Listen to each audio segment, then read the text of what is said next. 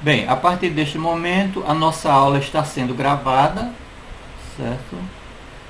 É, hoje nós teremos a nossa primeira aula de cálculo vetorial e geometria analítica da turma 1, que é a turma de vocês, hoje que é o dia 22 de fevereiro de 2021, né? E as nossas aulas são de 8 às 10. Bem, sempre eu vou fazer esse tipo de registro no início da aula, né? Até porque quando vocês forem estudar as gravações, né? Vocês vão ouvir isso no início, vão saber que se trata da primeira aula, da segunda aula e assim por diante, tá certo?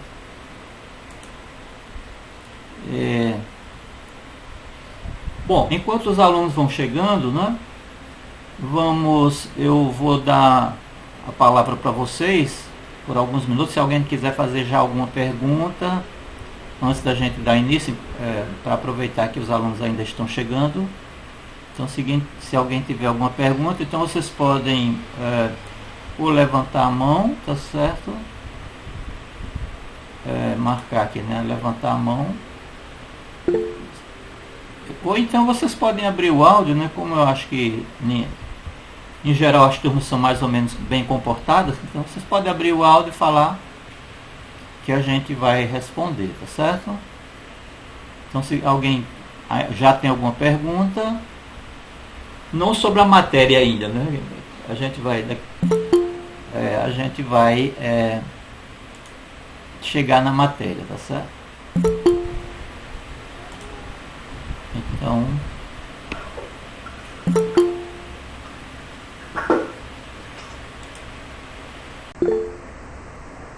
Nárplio Miranda, diga, Nárplio. Bom dia, professor. Sou eu que vou fazer o teste de Covid. Certo. Eu estou há 3 dias com uma crise de garganta muito forte. E ontem à noite resolveu me dar febre, então acho melhor. Engraçado, né? Que o meu teste de Covid vai ser na UFPB. Eu não posso ir estudar, mas posso ir fazer isso. Mas então, Nárplio, você pelo menos registra sua presença aí, tá certo? Coloca seu nome com... Não, tudo bem.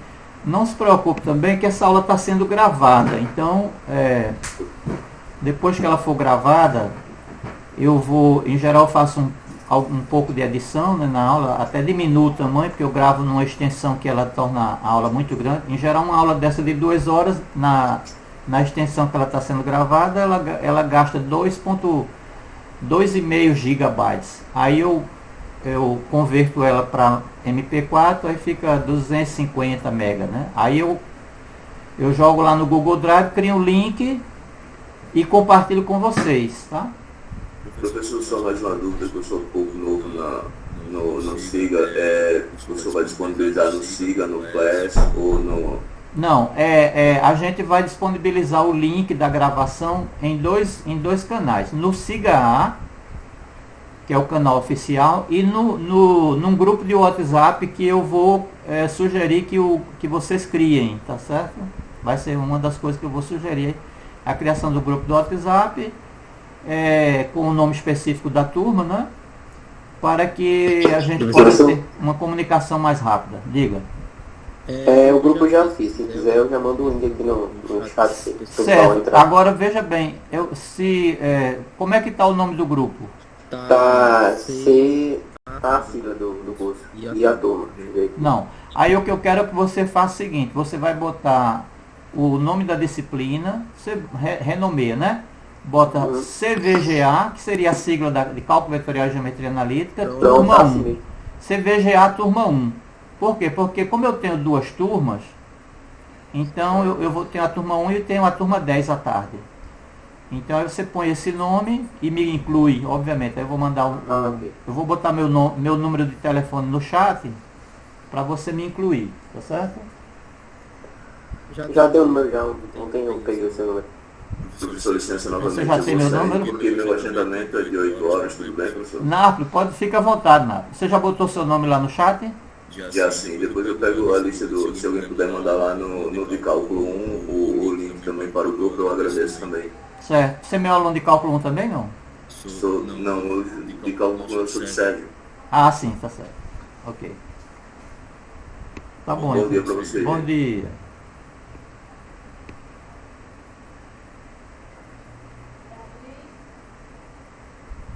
Bom, então vamos começar, né?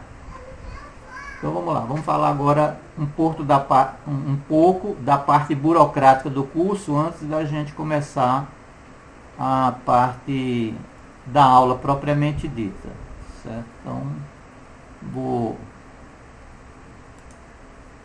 Então aqui, deixa eu...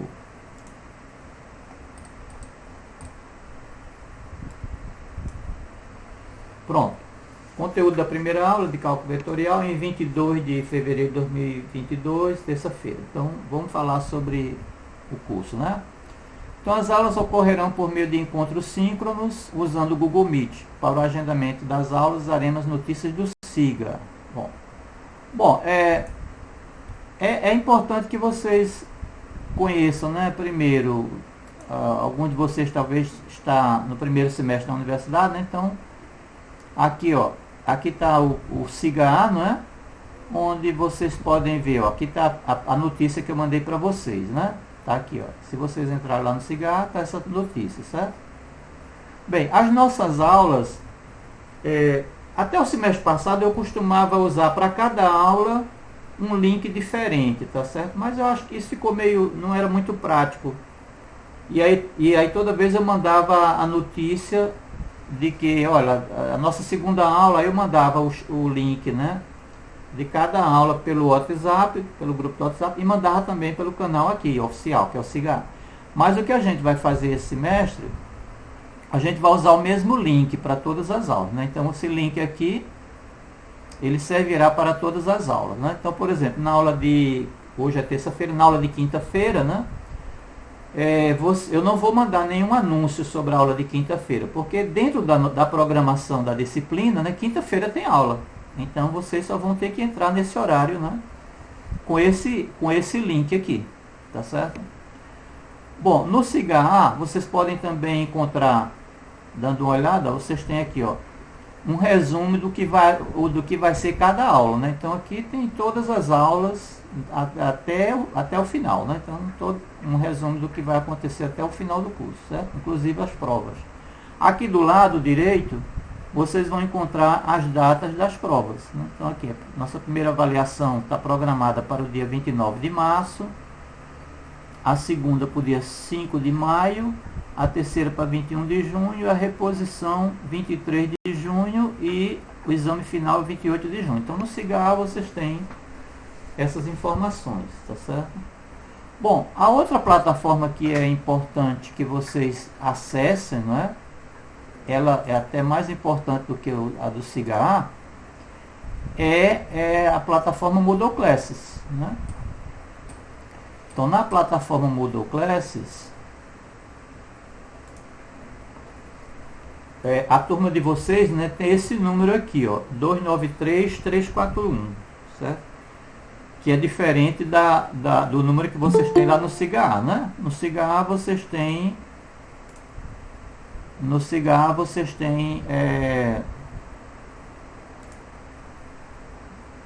eu ver aqui.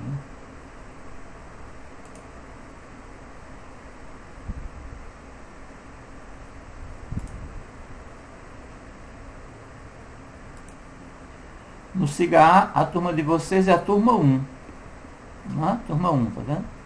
Mas lá no Moodle Classes, a turma de vocês é a 293341. Bom, aí o que é que vocês já vão encontrar nessa plataforma, né? Então, primeiramente, ó, aqui eu sei, por exemplo, quem são os participantes, certo? E aqueles que já acessaram a plataforma. Aqueles que tem aqui nunca, porque ainda não entraram, né? Mas quem já entrou, por exemplo, o caso aqui de Andrew César, ele acessou há 17 horas e 19 minutos atrás, certo? Então, assim, então aqui vai ter, eu tenho como saber se vocês acessaram ou não a plataforma. Então, até agora pela manhã, por exemplo, eu vi que somente 25 alunos tinham acessado a plataforma e 46 ainda não tinham acessado, tá certo? Alguém está com alguma dificuldade para acessar, ou tentou acessar e não conseguiu? Quais são as dificuldades? Ou é porque não sabia como fazer, né? Eu também mandei, eu acho que no aviso, no primeiro aviso, uma maneira, né? Como é a maneira padrão para vocês acessarem a plataforma, né? Que é exatamente entrando com o número de matrícula no usuário e senha, né? Tá certo? Vocês estão me ouvindo ainda? Sim, professor. De vez em quando eu vou fazer essa pergunta, tá? Porque de repente já aconteceu uma vez do sistema cair, né? E aí eu fico falando e a turma não está me ouvindo, né? Como também às vezes eu posso desligar o microfone e não perceber e fico falando também. Então vocês fiquem atentos. Se eu, por evento, desligar o microfone, vocês me avisam, tá? Bom, mas enfim. Então voltando agora aqui a parte do detalhamento do andamento da disciplina, né? Então as aulas ocorrerão por meio de encontros síncronos usando o Google Meet e a gente vai agendar as aulas. No caso, só a primeira que eu agendei, né? As outras não serão agendadas, né? As outras vocês já saberão que é no dia onde ela está designada. No caso de vocês, terças e quintas, de 8 às 10, né? A próxima semana, por exemplo, no caso de vocês, porque a próxima semana corresponde à semana do Carnaval, né? Até onde eu sei, né, que foi mandado para a gente, só teremos aula na quinta. Na terça de Carnaval, no calendário da universidade, está como se fosse feriado, né? Então, ou seja, essa semana nós teremos aula hoje e quinta-feira, e na outra semana não terá na terça, terá só na quinta, tá certo?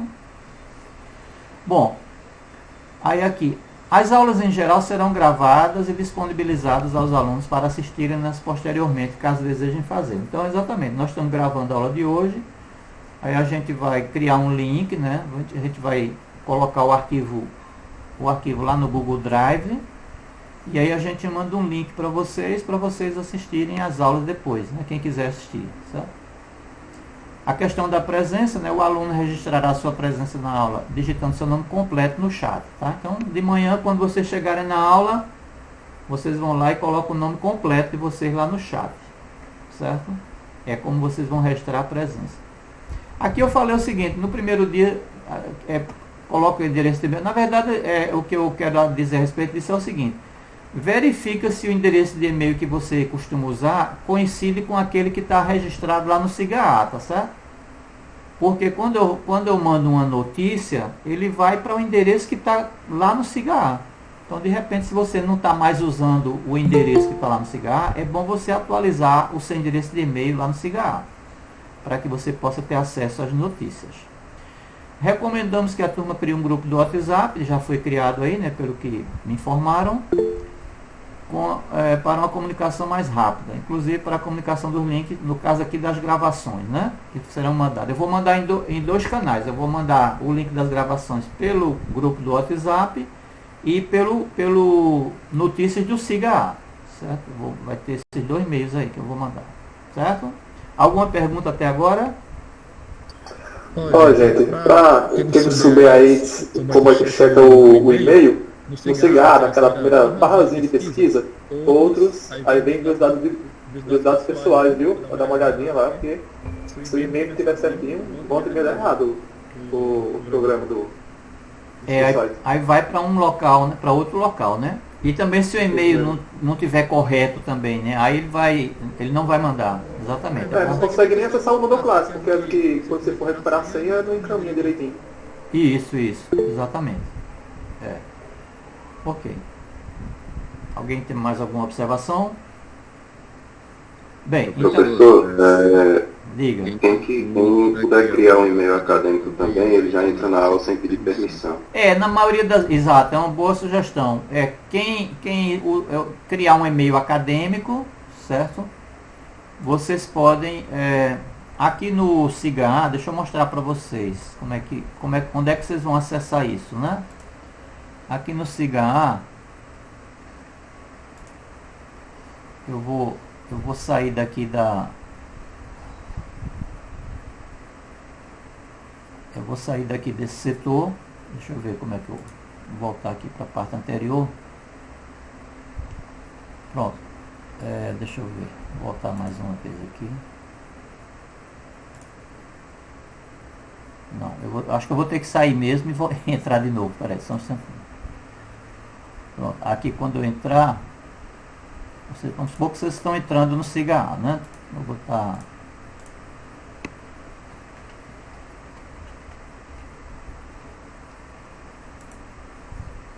Opa, tem alguma coisa errada. Deixa eu ver aqui. Porque está com maiúsculo aqui.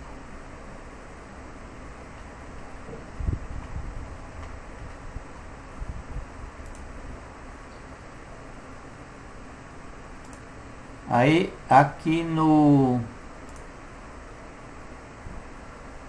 Aqui, ó. Nessa parte de cima, tem aqui outros, né? Você clicaria em outros. Aí, e-mail institucional. Aí vai aparecer alguma coisa.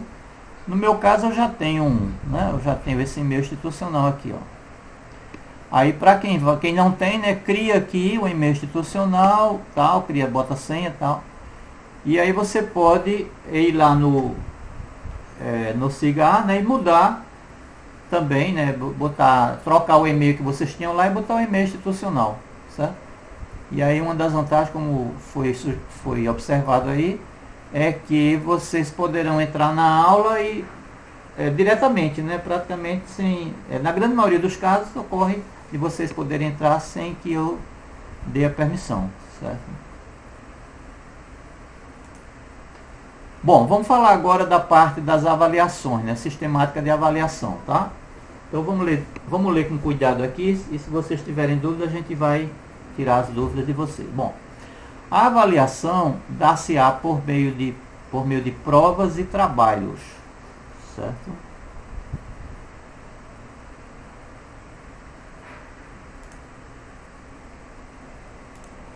Então a avaliação dá-se-á por meio de provas e trabalhos. No total, os alunos farão 3 provas e 3 trabalhos. Bem, as provas são obrigatórias, agora os trabalhos não, tá? O trabalho faz quem quer, tá certo?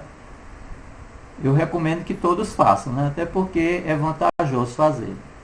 A primeira nota do aluno consiste na soma das notas do primeiro trabalho com a nota da primeira prova.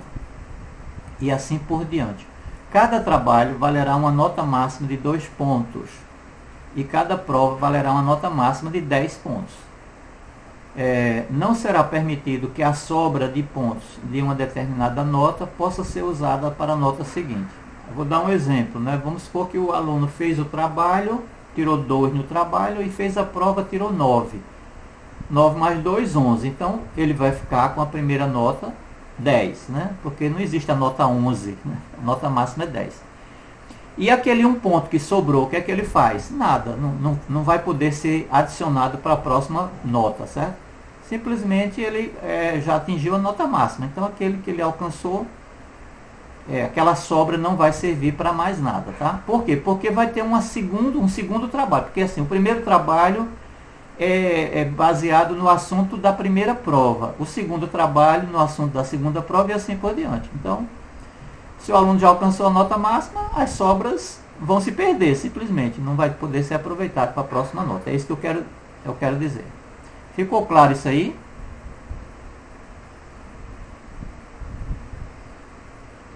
Algum? Sim. Sim, né? Agora vamos falar das regras obrigatórias, né, das condições obrigatórias para aprovação e reprovação. Então, por exemplo, uma condição necessária para a aprovação do aluno é o seu registro de pelo menos 75% da presença nas aulas, tá? Essa notícia aqui, esse item, ele tá casado com esse outro aqui, que diz assim: o aluno que tiver um percentual superior a 25% de faltas nas aulas estará reprovado por faltas. Então, por isso que o aluno tem que ter o cuidado de assistir pelo menos 75% das aulas, né? E isso não é só nessa disciplina. Em qualquer disciplina que você for fazer na universidade, existe essa exigência de 75% da presença, certo? Então, por isso que eu coloquei aqui. Bom, vamos falar da parte de notas, então. O aluno cuja média aritmética das notas for maior ou igual a 7, estará aprovado por média, sendo essa média a sua nota final, a sua média final na disciplina. Por exemplo, o aluno que teve média 8, né? Soma as 3 notas e, vamos supor, as 3 notas somou 24, dividido por 3 dá 8. Então, média 8 será a média final do aluno e ele estará aprovado com média 8, certo? Agora aqui, o aluno cuja média aritmética das notas foi inferior a 4, estará reprovado por média, sendo essa média a sua média final na disciplina. Então, por exemplo, o aluno teve as suas 3 notas, né, que somadas dá 12, por exemplo. Aí 12, aí ele ainda entra, né? Mas, por exemplo, suponha que ele soma nas 3 notas dá 9, na soma das 3 notas. Aí ele vai ficar com média 3, então aí ele já está reprovado. E a sua média final será 3, certo? Alguma pergunta até agora? Bem, não, professor. Agora vamos para a situação intermediária, né? Que é a situação onde o aluno ele nem passou por média e nem foi reprovado por média, que é o caso quando a sua média está entre 4 e 7, né? Que é essa situação aqui. O aluno cuja média aritmética das notas for maior ou igual a 4 e menor que 7, precisará ser submetido a uma prova final. Para o aluno nessa situação, sua média final será uma média ponderada baseada na seguinte fórmula. Média final, MF, que é média final, é igual a 6 vezes o valor da média aritmética das notas, mais 4 vezes o valor que ele tirar na prova final. Isso dividido por 10. Tá? Aí, nesse caso, onde MF é média final, MN é a média aritmética das notas, e PF significa o valor obtido na prova final.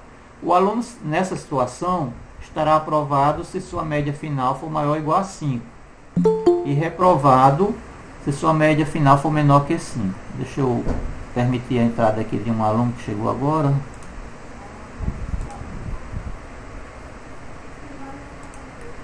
Eu vou dar 2 exemplos aqui, tá? O aluno, por exemplo, que vamos supor que ele teve média 6. Média da aritmética da nota 6. Então ele vai ficar aqui. 6 vezes 6 aqui dá 36. Aí veja, essa soma, o numerador aqui, né, para o aluno ser aprovado, esse numerador dessa expressão precisa ser maior ou igual que 50, né? Ser 50 ou mais que 50. Então, veja, se eu tenho 36 aqui, quanto falta para 50? Então, 14, né? Então, aí 14 eu divido por 4. Então, ele tem que tirar, no mínimo, 14 dividido por 4, que seria 3,5. Quer dizer, o aluno que tem média das notas 6... ele tem que tirar na prova final pelo menos 3,5. A situação mais, digamos assim, a pior situação para o aluno é quando ele atinge média 4, né? Que é ele que ainda pode fazer a prova final, mas nesse caso, ó, 6 vezes 4, pois não. Não sei, eu estou com um aluno do estou indo no módulo, eu estou com um aluno de outro professor nessa matéria. O que eu faço? Como é? Você no SIGA A está com alunos do senhor e no módulo eu estou com um aluno do professor. Não, se você está com o meu aluno, a gente pode dar uma olhadinha daqui a pouco, tá? Se você está com o meu aluno no SIGA A, a gente pode dar uma olhada. Provavelmente você vai estar aparecendo no Moodle Classes também. Tá entendendo? A gente dá uma olhada. Deixa eu terminar essa explicação aqui, aí no final, se você aguardar no final, a gente pode dar uma olhada na sua situação, tá bom? Como é teu nome? João Pedro Santana. Certo.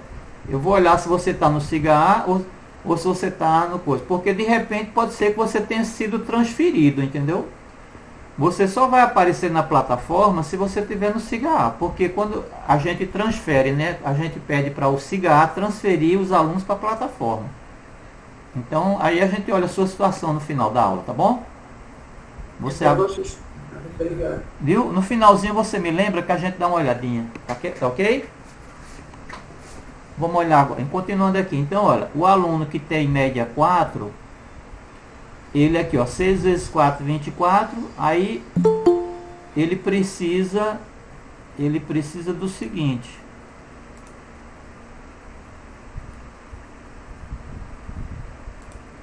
Ó, aí 24 para 50 dá 26, né? Então, ele precisa tirar na prova final 26 dividido por 4, que seria o quê? 6,5. Então, o aluno que tem média 4, ele precisa tirar pelo menos 6,5 para ser aprovado, tá certo? Então, esses são os dois exemplos, assim, que para vocês entenderem como é que funciona essa dinâmica aí das notas, no caso do aluno que teve média entre 4 e 7, tá certo? Ok? Alguma dúvida?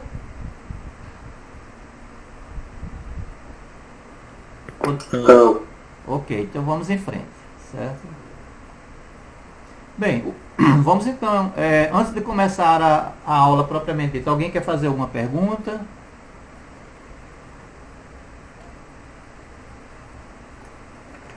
Bom, então vamos em frente. Bem, o assunto da aula de hoje será esse aqui, né? Segmentos orientados, onde a gente vai falar sobre definição de segmentos orientados, igualdade, segmento orientado nulo, segmento orientado oposto, comprimento, direção e sentido de um segmento orientado, relação de equipolência entre segmentos orientados, propriedades básicas da relação de equipolência, definição de vetor e uma condição necessária suficiente para a igualdade de vetores. Então, basicamente é isso que compreende o assunto dessa nossa primeira aula. Só que aí, nessa primeira aula, eu não costumo já começar de segmentos orientados. Eu costumo fazer tipo assim, relembrar alguns fatos, alguns resultados, né, que normalmente vocês ouviram, né, ou deveria ter visto lá no ensino médio, né, ensino fundamental e médio a respeito de geometria, né. Então a gente começa aqui com...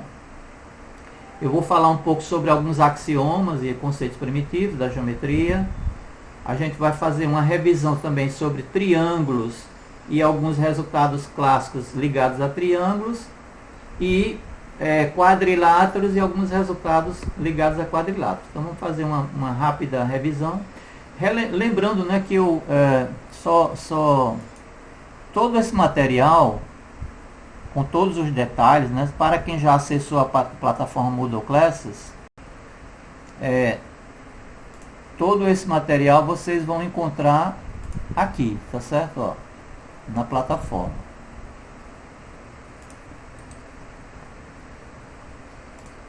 Se vocês olharem na plataforma, o que é que tem na plataforma, né? Então, na plataforma temos um fórum de avisos, né, onde eventualmente eu posso colocar ou não algum aviso aqui.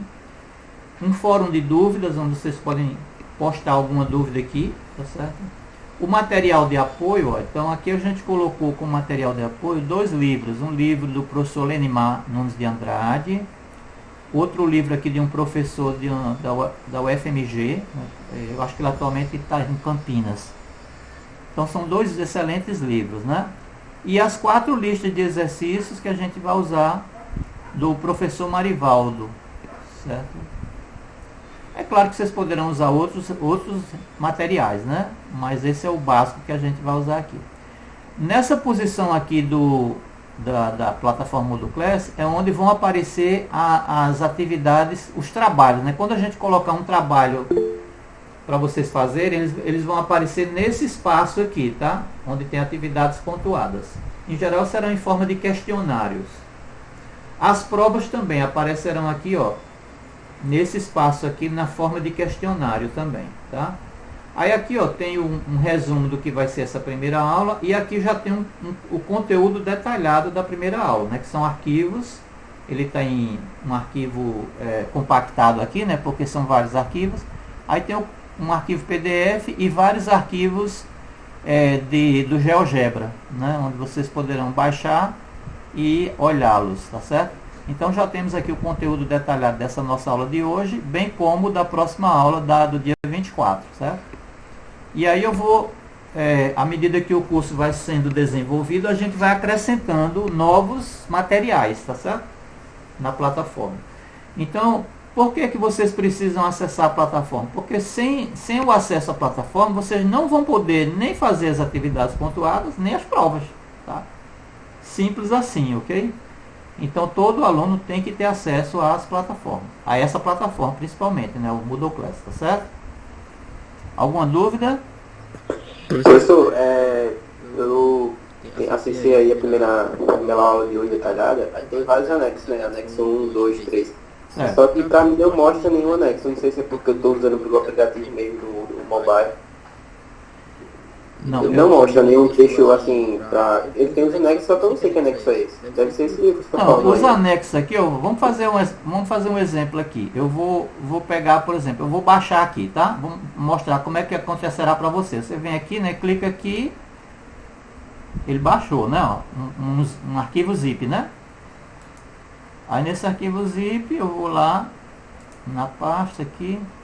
Pronto, conteúdo, ele tá zipado aqui, né? Eu posso, primeiramente, extrair, né? Eu extraio os arquivos, certo?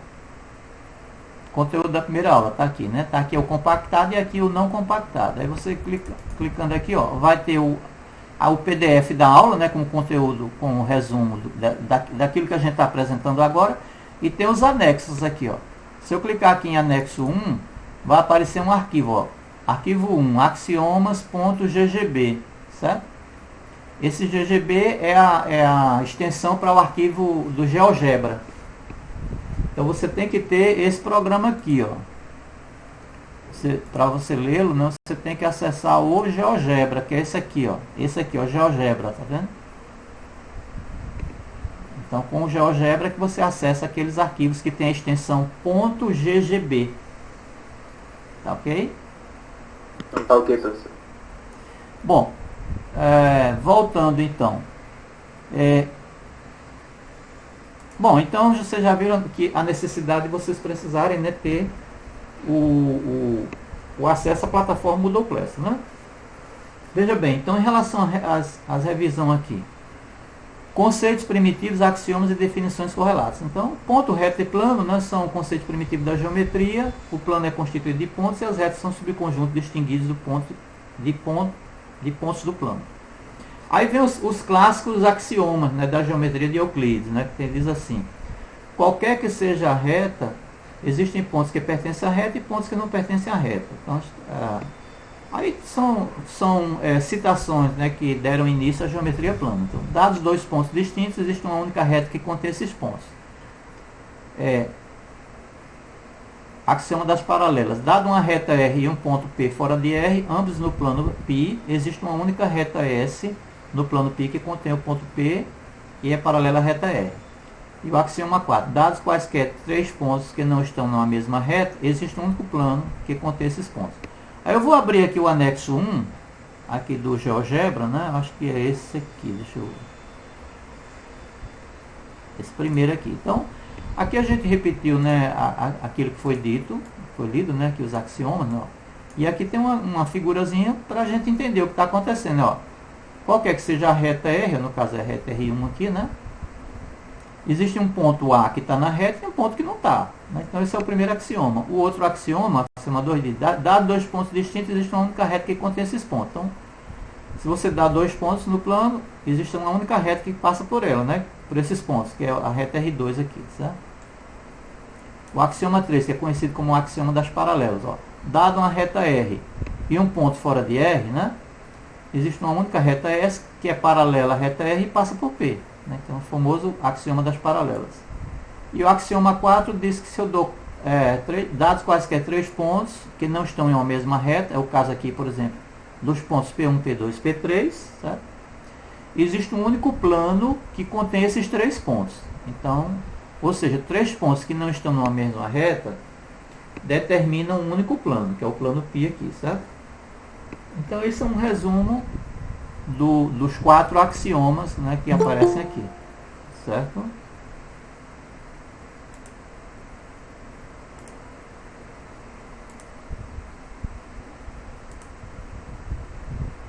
Bem, vamos fazer agora algumas definições, né, que a gente precisa entender bem. Por exemplo, definição de segmento de reta, né? Definição de semirreta e definição de ângulo, certo? Então, o que é um segmento de reta? Vamos mostrar, isso aqui está no anexo 2, aí lá a gente já pode mostrar essas três definições aqui. Então, aqui. Então, vamos lá. Ó, segmento de reta. Dados os pontos A e B, seja R uma reta que contém esses pontos. Então, essa retinha aqui que está pontilhada, né? O conjunto de pontos constituído por esses dois pontos, no caso A e B, e por todos os pontos da reta R que estão entre eles, é chamado de segmento AB. Então, esse segmento que está contínuo, né, é o nosso segmento AB. Os pontos A e B são chamados de as extremidades desse segmento. Certo? Agora vamos definir o que é uma semirreta. Então, semirreta. Dados os pontos distintos C e D, seja R a reta que contém esses pontos. Então, temos uma reta R contendo esses dois pontos. O conjunto constituído pelos pontos do segmento CD e por todos os pontos E da reta R, tais que D encontra-se entre C e E, é chamado de semirreta de origem C, contendo ponto D.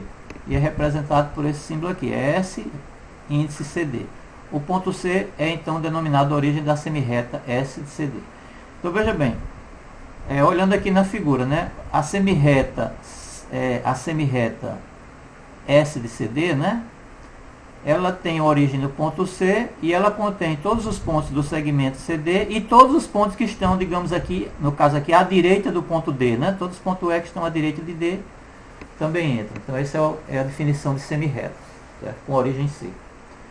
Com origem C contendo o ponto D, certo? Agora a definição de ângulo. O que é ângulo? Antes de ver a definição, como é que vocês entendem o conceito de ângulo?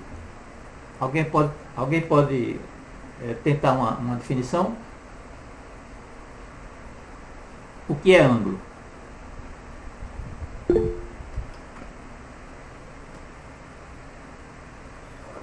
Professor, para mim ângulo é o encontro entre duas retas. Uhum. É isso mesmo. É isso mesmo. Que é o que está dito aqui, né? Vamos definir aqui, ó. Ângulo. Chamamos de ângulo a figura geométrica formada por duas semirretas ou por dois segmentos de reta com a mesma origem, que é o caso aqui, tá?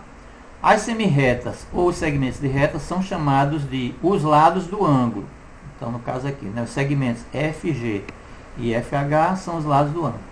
E a origem comum de o vértice do ângulo. Então, o ponto F aqui é o vértice do ângulo, certo? Então, você pode formar um ângulo usando duas semirretas com a mesma origem ou dois segmentos de retas com a mesma origem, tá certo? Ok?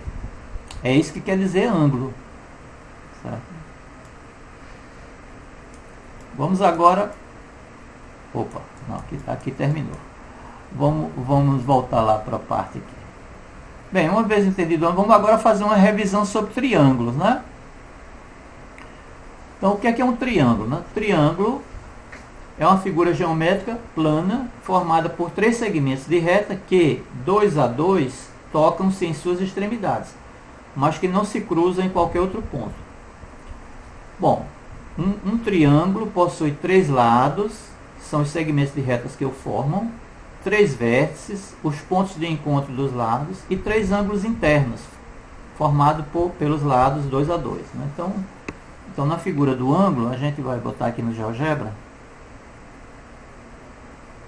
Aqui em cima eu acho que tem... Não, acho que aqui já está os tipos de ângulo. Acho. Deixa eu voltar aqui. Então, veja. Bom, então o ângulo é formado por três lados, né? O triângulo é formado por... Ele possui três lados, três vértices e três ângulos, né? Chamados ângulos internos. Em relação às medidas dos lados, aí vem as classificações do triângulo, né?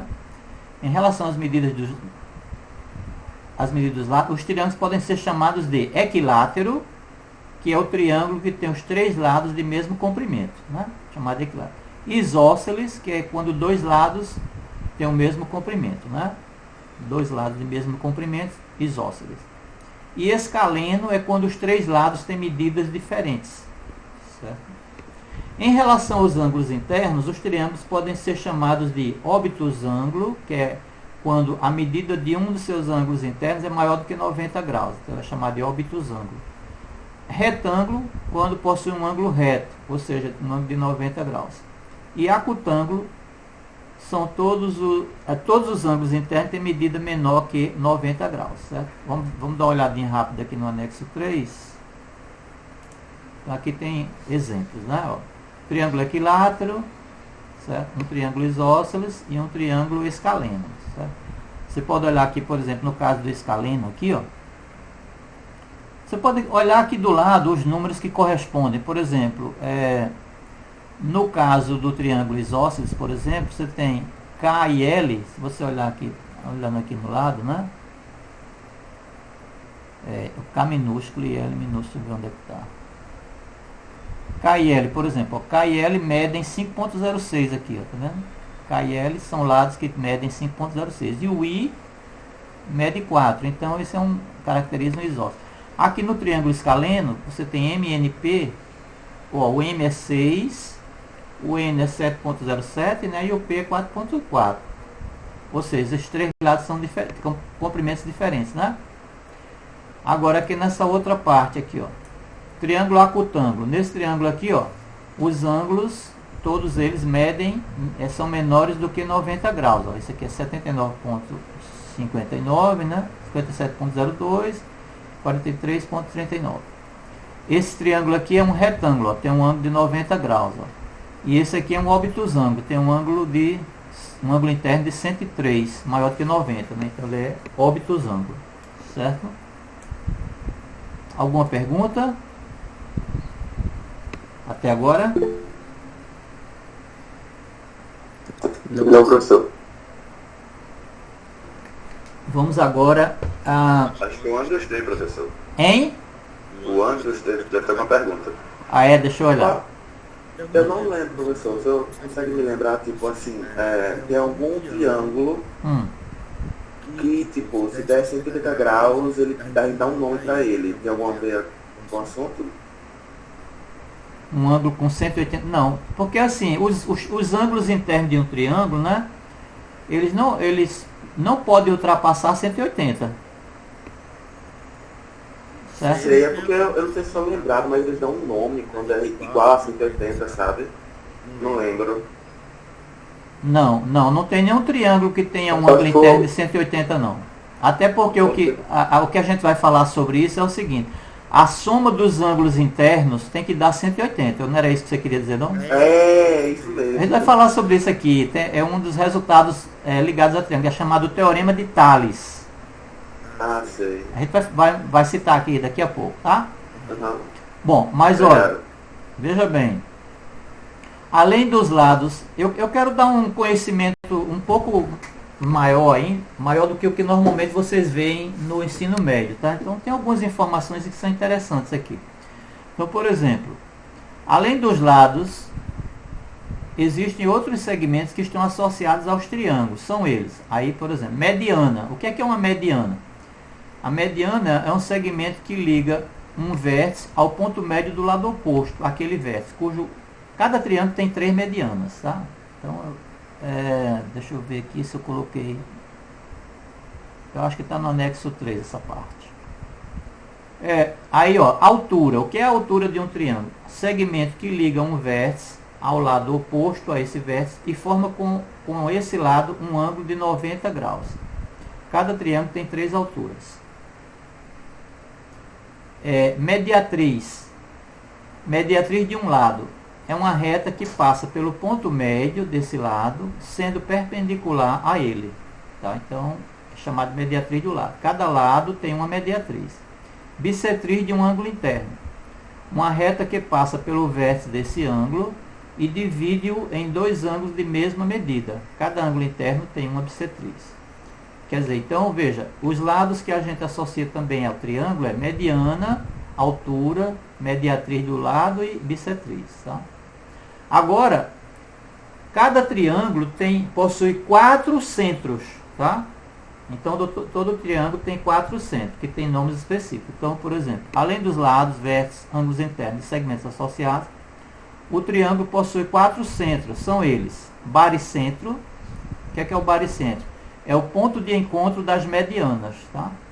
Então, o ponto de encontro das medianas, chamado de baricentro. Ortocentro. Ortocentro é o ponto de encontro das alturas. A gente vai olhar no anexo aqui, daqui a pouco, cada um deles. Aí, circuncentro é o ponto de encontro das mediatrizes dos lados. E incentro é o ponto de encontro das bissetrizes dos ângulos internos. Então, vamos olhar, por exemplo, começar olhando aqui o baricentro e, ao mesmo tempo, a gente vê as medianas, né? Então, aqui eu vou olhar o anexo 4. Deixa eu ver aqui.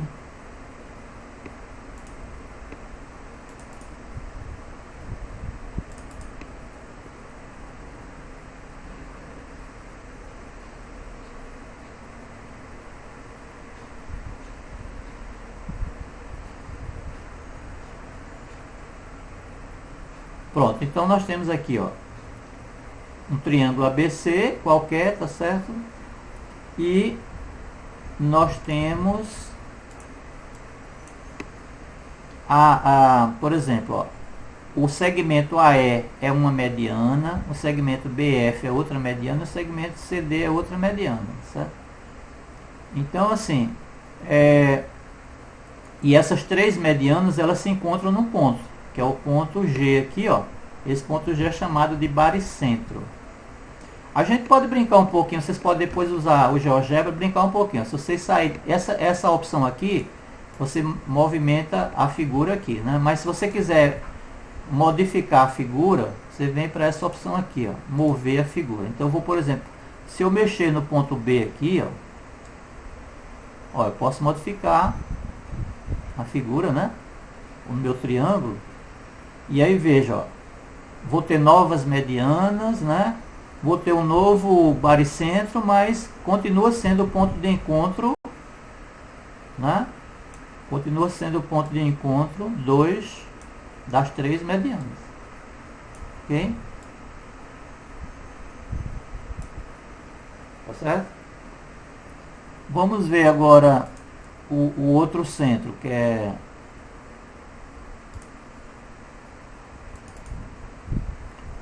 o ortocentro. As alturas e o ortocentro.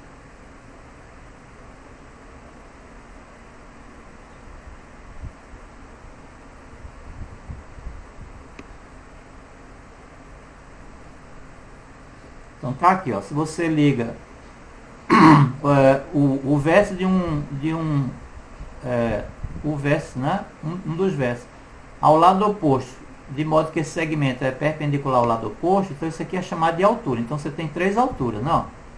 A altura AD, a altura CF e a altura BE, né? Então, a altura do triângulo em relação ao lado AB é o segmento CF, né?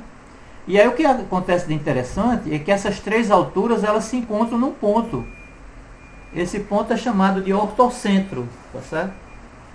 Aqui não dá para fazer muita, mas eu acho que dá para. Vamos tentar mexer aqui para ver o que é que acontece. Ó, a gente mudando, ó, veja que o ortocentro muda de posição, né? Mas você mantém, tá certo? Então, ponto de encontro das alturas, chamado de ortocentro. Vamos ver agora o próximo centro, que seria o anexo 6. Mediatrizes e circuncentro.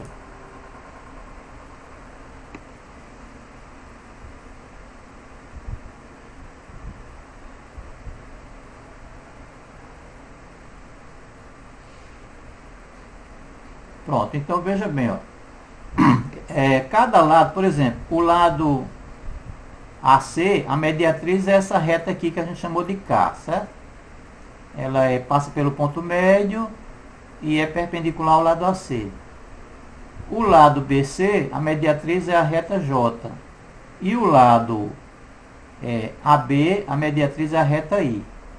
E aí essas três mediatrizes se encontram no ponto, tá? Num ponto D. Mediatriz do lado circuncentro. E aí, esse ponto, por que ele é chamado de circuncentro? Porque, na verdade, os três vértices estão a uma mesma distância do ponto D. Consequentemente, você pode colocar esse triângulo dentro de uma circunferência. Exatamente a circunferência que tem centro no ponto D e passa nos pontos A, B e C, que são os vértices, tá? Que é essa circunferência aqui. É por isso que esse centro é chamado circuncentro. Ele é o centro de uma circunferência que circunscreve o triângulo, no qual o triângulo está inscrito nele, tá certo? Por isso que ele é chamado de circuncentro. Vamos ver o próximo.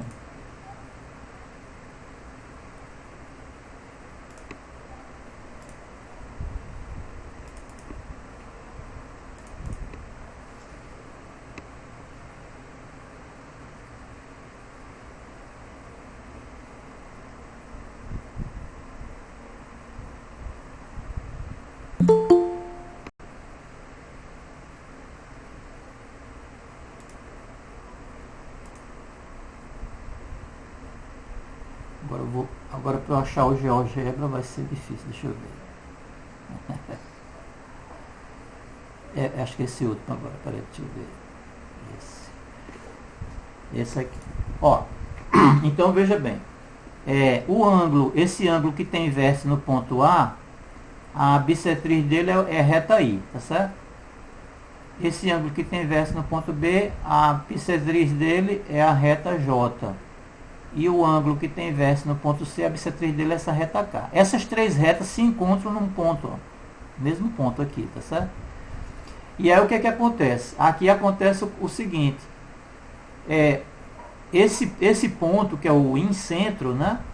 Ele é o centro de um círculo que está inscrito dentro do triângulo. Por isso que ele é chamado de incentro, ou seja, ele é o centro de um círculo que está inscrito no triângulo. Ok? Alguma pergunta?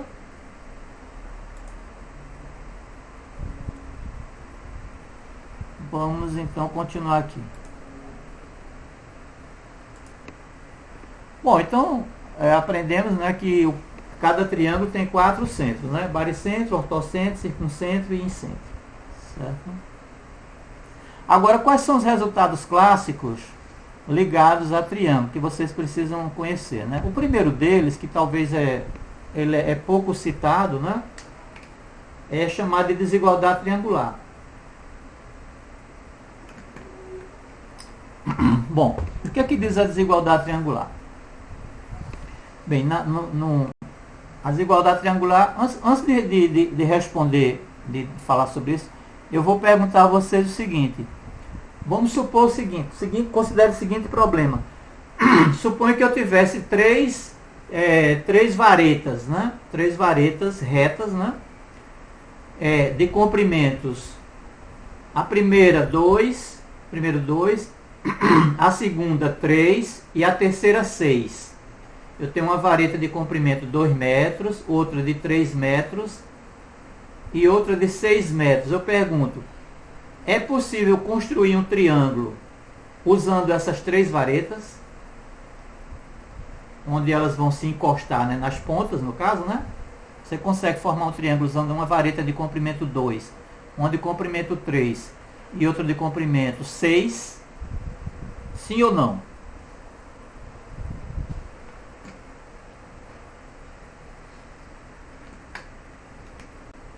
O que é que vocês acham? Bom, vamos tentar responder essa pergunta aqui. Eu vou abrir aqui uma página aqui do OpenBoard. Professor, poderia repetir a pergunta, por favor? Vou repetir ela aqui, tá? Aqui, vamos supor o seguinte. Eu vou pegar 3 segmentos aqui, tá? Vamos supor um segmento. Eu tenho um segmento de comprimento.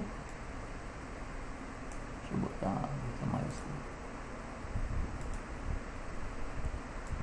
Ó, vamos 2, 4, vamos supor que aqui tem um comprimento 2, tá?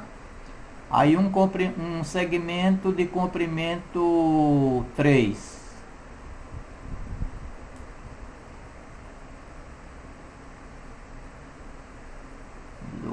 Um, 2, 3, 3. E outro de comprimento 6. 1, 2, 3, 4, 5, 6. Então, essa primeira vareta aqui. Deixa eu separar um pouco elas aqui.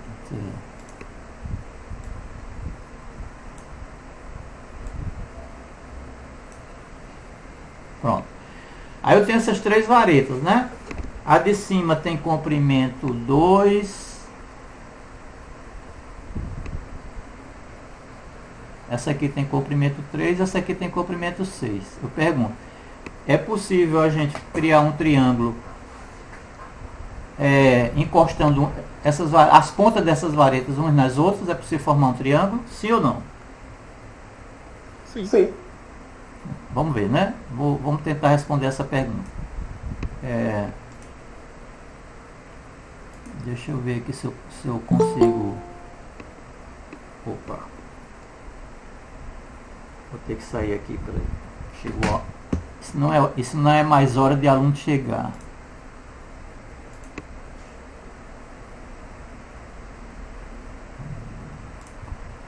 Deixa eu chamar aqui um compasso. Deixa eu ver aqui.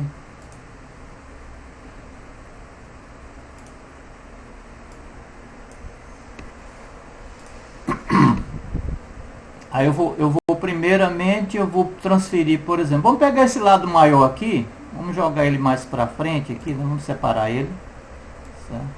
Vou botar ele para cá. Agora eu vou usar o compasso para deixa eu transferir ele aqui.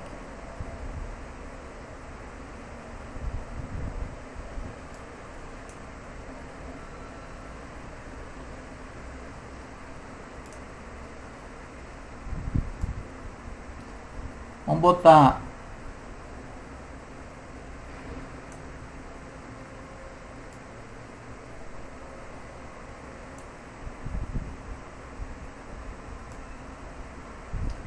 vou pegar aqui, ó, medir aqui o comprimento, né? Certo.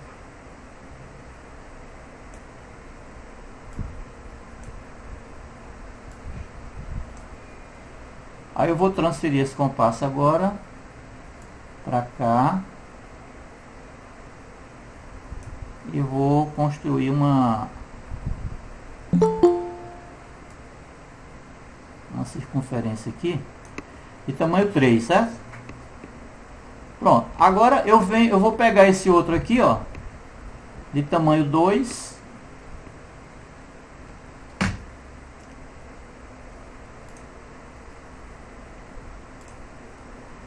De tamanho 2, vou botar na outra ponta, certo? Vou lá para o meu compasso de novo.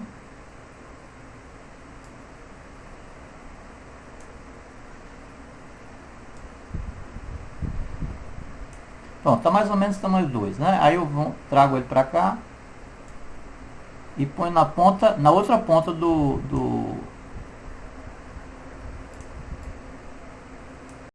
e vou formar uma outra circunferência. O que é que acontece? Espera aí, deixa eu pegar na ponta. Ó, então veja, não tem como eu criar um triângulo, né? Porque veja bem, esse pedaço aqui, ó, qualquer segmento que eu colocar de comprimento 2 e qualquer comprimento que eu colocar de comprimento 3 com o centro ligando nessa extremidade aqui, né? Eles não vão se tocar, né? Ou seja, esse segmento aqui, no máximo ele vai chegar até aqui, né? E o outro vai chegar até aqui. Então eles não tem como você construir um triângulo cujos lados meçam 2, 3 e 6. Tá certo? Então não dá para fazer, certo? Aí, isso aí, pessoal, tem a ver com esse resultado que eu vou mencionar para vocês agora, que é a famosa desigualdade triangular.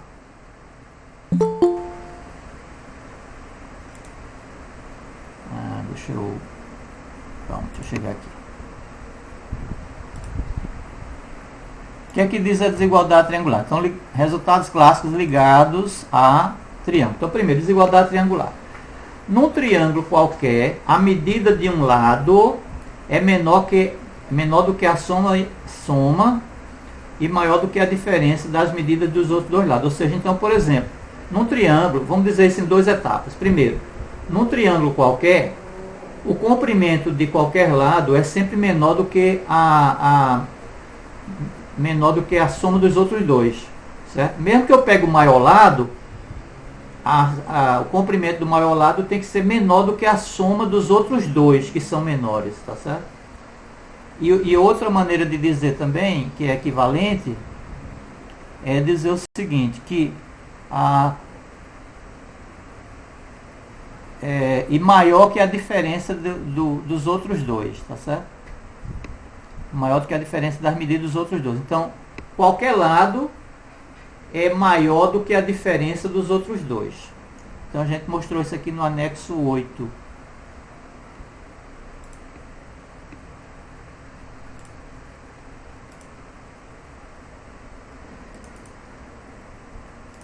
Desigualdade triangular. Inclusive, está feita a demonstração aqui, eu acho. A gente não tem muito tempo para ver os detalhes da demonstração, mas está feito aí para quem quiser olhar, tá? Depois. Tá, aqui, tá? Aqui está a demonstração.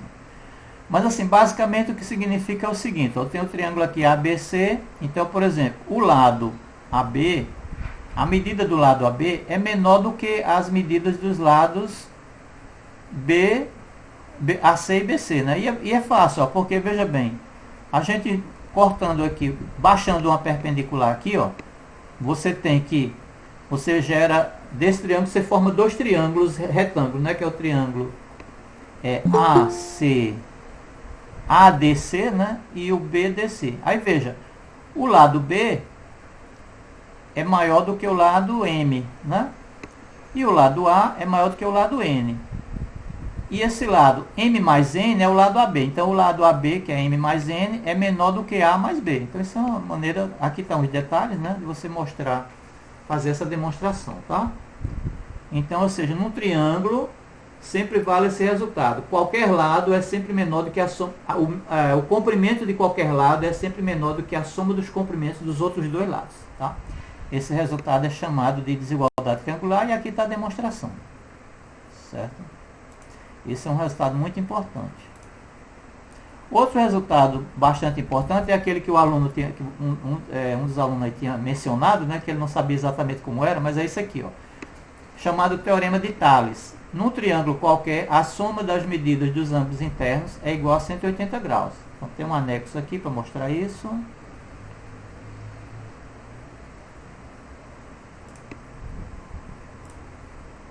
Anexo 9. Teorema de Tales.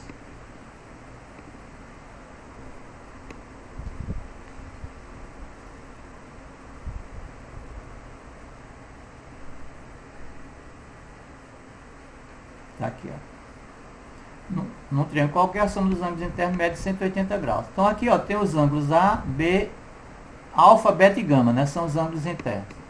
Se você olhar aqui, ó, o alfa, beta e gama tá aqui. Nesse momento, ó, para essa figura aqui, né, o alfa é 49,48, o beta é 91,66 e o gama é 38,86. E esse que eu chamei de delta aqui é a soma dos ângulos, tá? Deixa eu ver aqui. Esse delta aqui, ó, o delta é o que? É a soma dos três ângulos, tá vendo? Alfa mais beta mais gama, tá certo? E está dando 180. Aí veja, se eu mexer com esse triângulo, né? Então vou dar uma... Veja que o alfa, beta e o gama vão mudar. Entretanto, o delta não vai mudar. Então, é isso que eu vou fazer aqui. Eu vou mexer com o vértice C, ó. Aí veja que alfa, beta e gama está mudando aqui do lado, ó. Certo? Entretanto, a soma continua 180. Certo? Então, isso corrobora a ideia, né, do que o nosso triângulo. Vamos botar ele aqui, obtusângulo, por exemplo. Ó, o gama agora o gama está 130, né? Mas a soma dos três dá 180, certo? Então esse é o famoso teorema de Tales, né? A soma dos ângulos internos é sempre 180 graus, certo? Outro resultado clássico, né, que não poderia deixar de faltar, é o famoso teorema de Pitágoras, né? Que diz o quê? Num triângulo retângulo, o quadrado da medida do maior lado é igual à soma dos quadrados das medidas dos outros dois lados. Ou seja, dito de outra forma, né, dito como foi dito pelos gregos, né, dito assim, o quadrado da hipotenusa é igual à soma dos quadrados dos catetos. Então,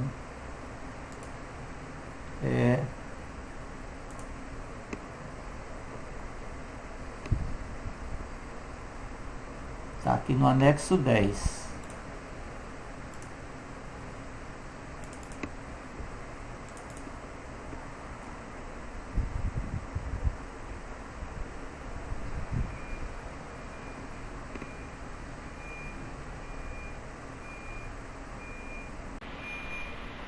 Está aqui um triângulo retângulo, né?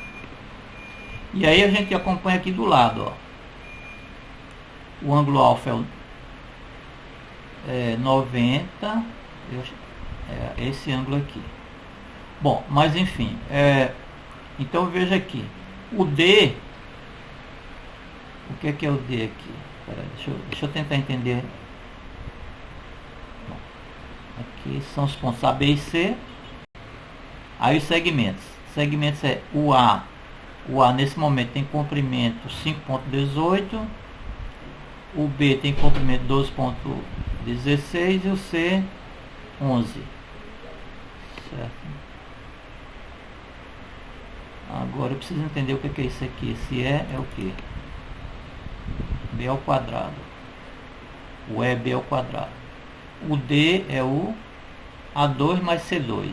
Então, A2 mais C2 igual a B2, né? Ó, D é A2 mais C2, certo? E o E é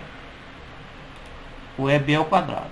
Então, aqui ó, nesse triângulo, ó, B ao quadrado igual a 2 mais C2, né? Então, o que a gente percebe é o quê?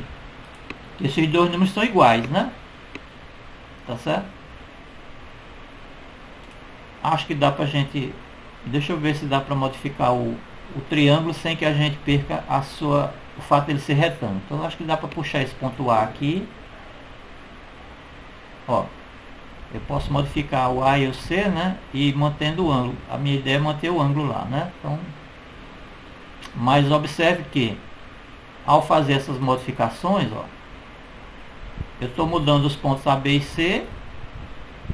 Acho que dá para mexer aqui também. Entretanto, esses dois números aqui permanecem iguais, porque um deles está representando A2 mais C2, né? Que é exatamente a soma dos quadrados dos catetos. E esse aqui está representando o quadrado da hipotenusa, ó. Certo? E eles dão sempre iguais, certo? Ok? É claro que tem maneiras geométricas, né, de demonstrar o teorema de Pitágoras, né? Então, existe um livro que tem mais de 200 demonstrações diferentes, certo? De como demonstrar esse resultado, certo? Obviamente nós não vamos ter tempo aqui de fazer essa demonstração. Estamos apenas exibindo, né, para relembrar esse resultado. Bom, vamos ver outros resultados. Alguém já ouviu falar da lei dos senos e lei dos cossenos? Então, o que é que diz a lei dos senos? Ó,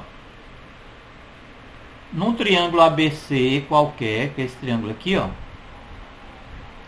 onde alfa é a medida do ângulo no vértice A, beta é a medida do ângulo no vértice B e gama é a medida do ângulo no vértice C, e os lados opostos aos vértices A, B e C medem respectivamente A minúsculo, B minúsculo e C minúsculo, né? Quer dizer, A é o lado oposto ao vértice A, né?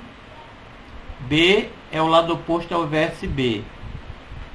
E C é o lado oposto, é a medida do lado oposto ao vértice C. E assim por dentro. Então vale o quê?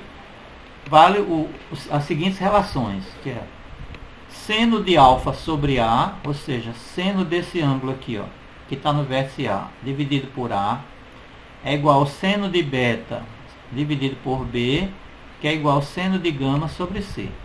Então essas relações são chamadas de lei dos senos. Vocês já ouviram falar delas?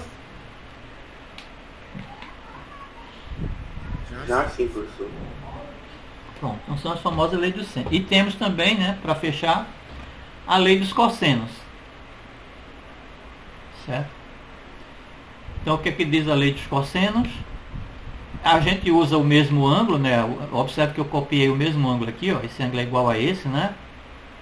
Então ele diz assim: no triângulo ABC, qualquer onde alfa é a medida do ângulo converso em A, beta é a medida do ângulo converso em B e gama é a medida do ângulo converso em C, e os lados opostos aos vértices ABC medem respectivamente ABC, vale essas relações. Então, ou seja, na lei dos cossenos, se você conhece dois lados, se você conhece o comprimento de dois lados de um triângulo e o ângulo formado por aqueles dois lados, você pode usar a lei dos cossenos para descobrir o comprimento do outro lado, do terceiro lado, né, do lado oposto. Por exemplo, suponha que eu conheço o lado B e o lado C, o comprimento do lado B e o comprimento do lado C, e o ângulo formado por esses lados, que é alfa. Aí eu posso usar isso e a lei do cosseno para calcular o A, usando essa relação aqui, ó. A ao quadrado é igual a B ao quadrado mais C ao quadrado, menos 2 vezes B vezes C, vezes o cosseno do ângulo formado pelos lados que tem comprimento B e C, que é alfa, né? Então, A2 igual a B2 mais C2 vezes o cosseno de alfa. Mas se eu quisesse, por exemplo, descobrir o comprimento do lado B, aí eu precisaria, usando a lei dos cossenos, eu precisaria conhecer o comprimento do A e o comprimento do C e o ângulo formado por eles. Então, no caso, B ao quadrado seria igual a A ao quadrado mais C ao quadrado menos 2AC cosseno do beta. E por último, vamos supor que eu quisesse conhecer o comprimento do lado C. Aí eu precisaria conhecer o comprimento do A, o comprimento do B e o ângulo formado por A e B, por esses dados aqui, né?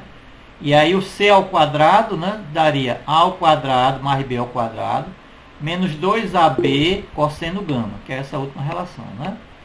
Ou seja, então a lei dos cossenos nos permite que, se eu conheço o comprimento de dois lados de um triângulo e o ângulo formado por esses dois lados, eu tenho como saber o comprimento do outro lado, do terceiro lado, certo? E aqui estão as três fórmulas que são chamadas de lei dos cossenos. Ok? Alguma pergunta?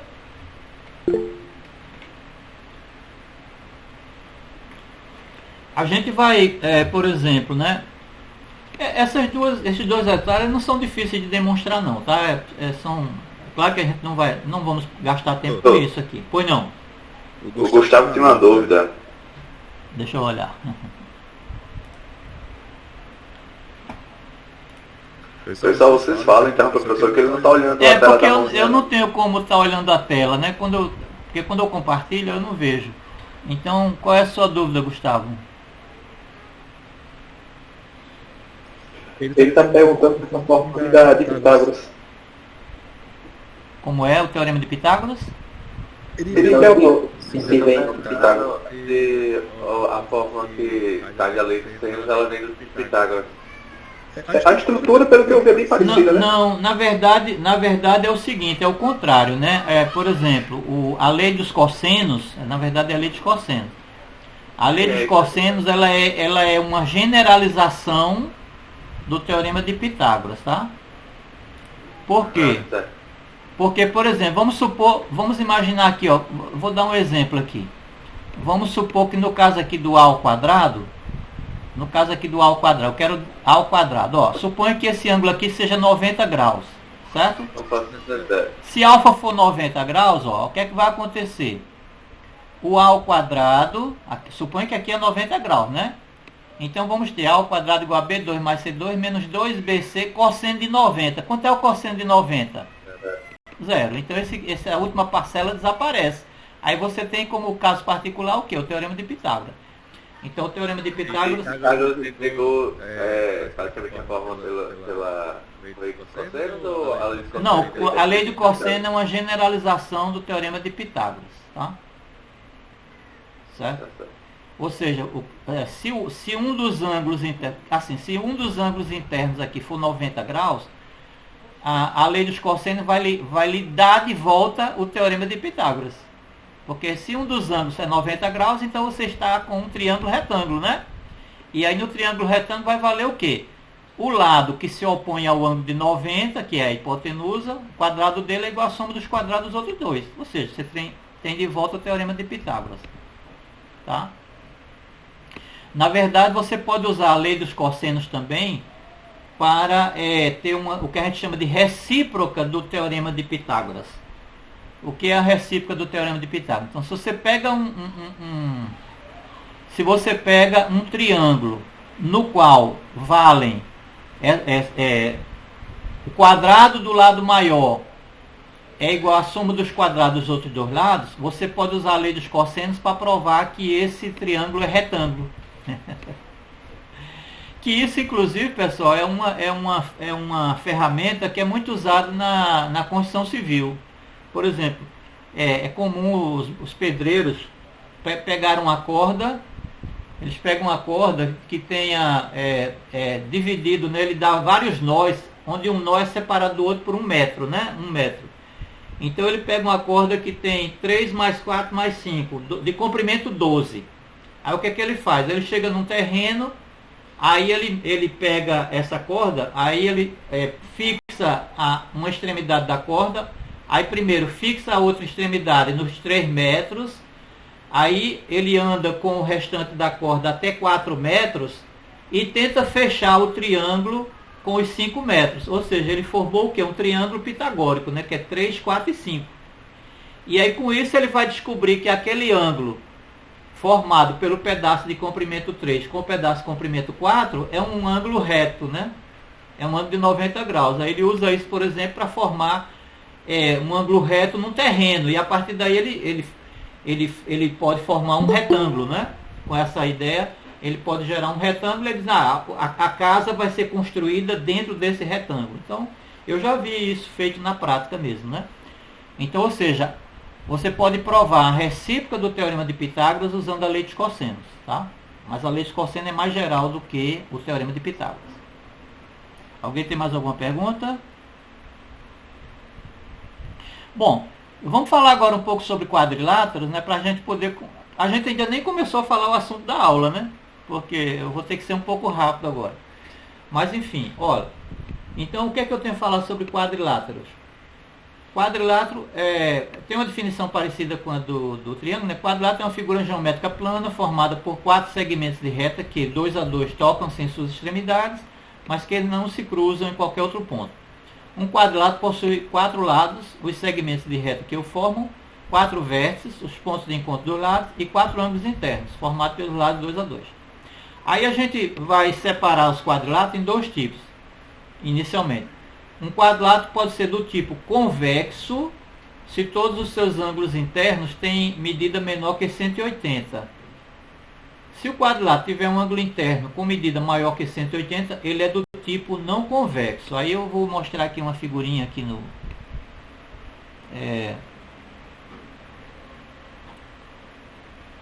Anexo quanto? Anexo 12.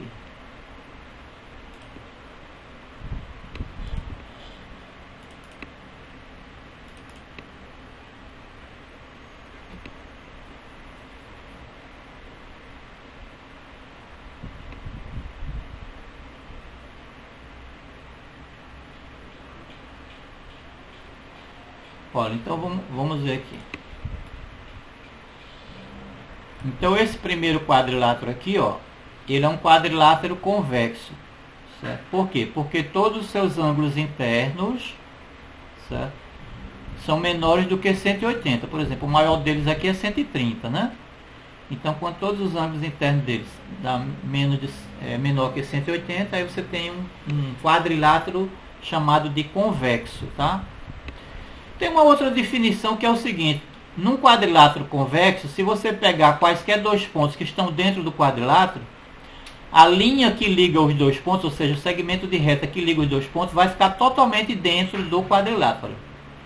Já no caso do quadrilátero não convexo, que é esse daqui, ó, ele tem um ângulo maior do que 90, que é, desculpa, maior do que 180, ó, 216, que é esse aqui, tá certo? Professor, Pois não.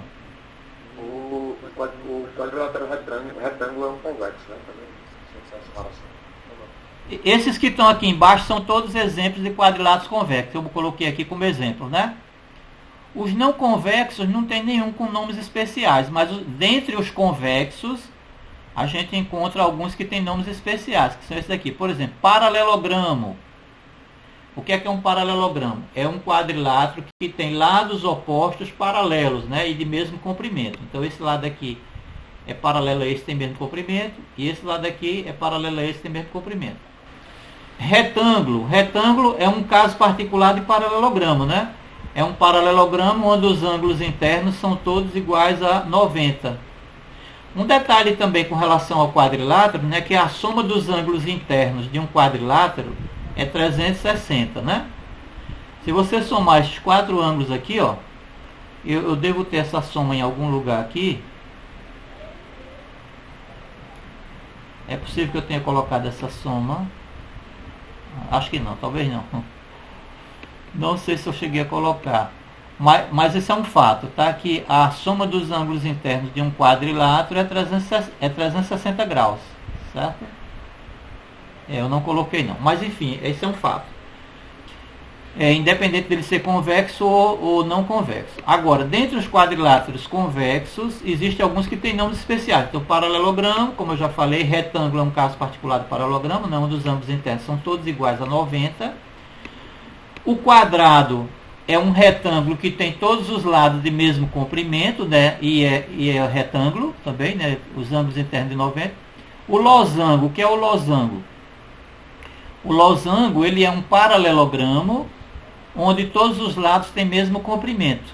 Tá? Então é um caso particular de paralelogramo. Né? Esse lado aqui é paralelo e tem mesmo comprimento que esse aqui tem mesmo comprimento que esse. Mas na verdade todos os lados têm o mesmo comprimento. Então isso é chamado de losango. Tá?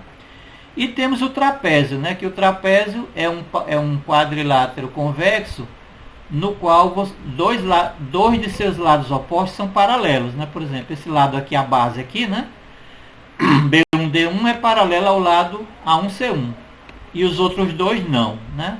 Esse lado aqui não é paralelo a esse, tá certo? Então essa figura é chamada de trapézio, certo? Professor, eu tive um dia que eu estava com uma certa dúvida. Todo quadrado é um losango, mas nem todo losango é um quadrado. É verdade. É verdade, né? Porque você pode, a gente pode te mostrar isso facilmente. Eu acho que deixa eu ver se nessa figura aqui que a gente... Cadê os...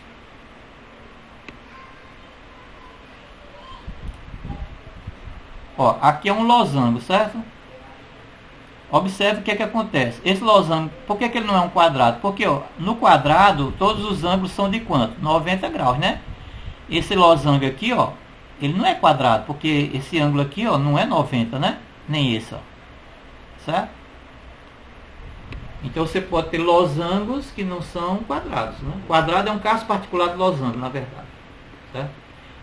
O quadrado é um caso particular de losango, é um caso particular de retângulo, é um caso particular de paralelogramo, né? Ok? Bom, aí quais são os resultados clássicos, né, básicos ligados a quadrilátero? Um deles é esse que eu já citei, né, que a medida dos ângulos internos é 360, está aqui no anexo 13.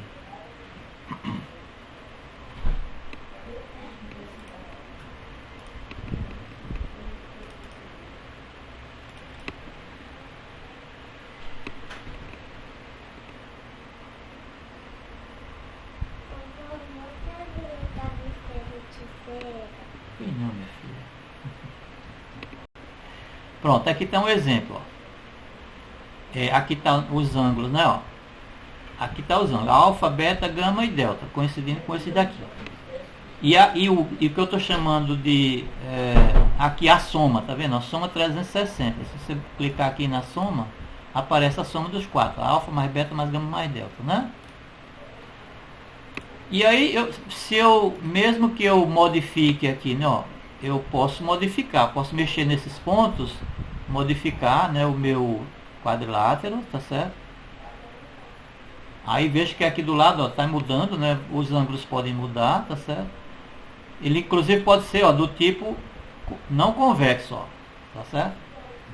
Mesmo assim, a soma dos ângulos internos tá aqui, ó, não muda, ó, 360, né? Ok? Para qualquer quadrilátero, quer seja do tipo convexo ou não convexo, a soma dos ângulos internos é 360 graus. Então esse é um fato que, para demonstrar, a gente usa o teorema de Tales. Na verdade, a gente corta ele aqui pelo meio, divide em dois triângulos e usa o teorema de Tales, tá? Para chegar nessa demonstração. Ok? O outro resultado interessante que a gente vai usar bastante aqui é o que eu costumo chamar de teorema de caracterização do paralelogramo. Que ele diz assim: se um quadrilátero possui dois de seus lados opostos paralelos e de mesmo comprimento, então ele é um paralelogramo. Tá? Vamos ver aqui o anexo 14.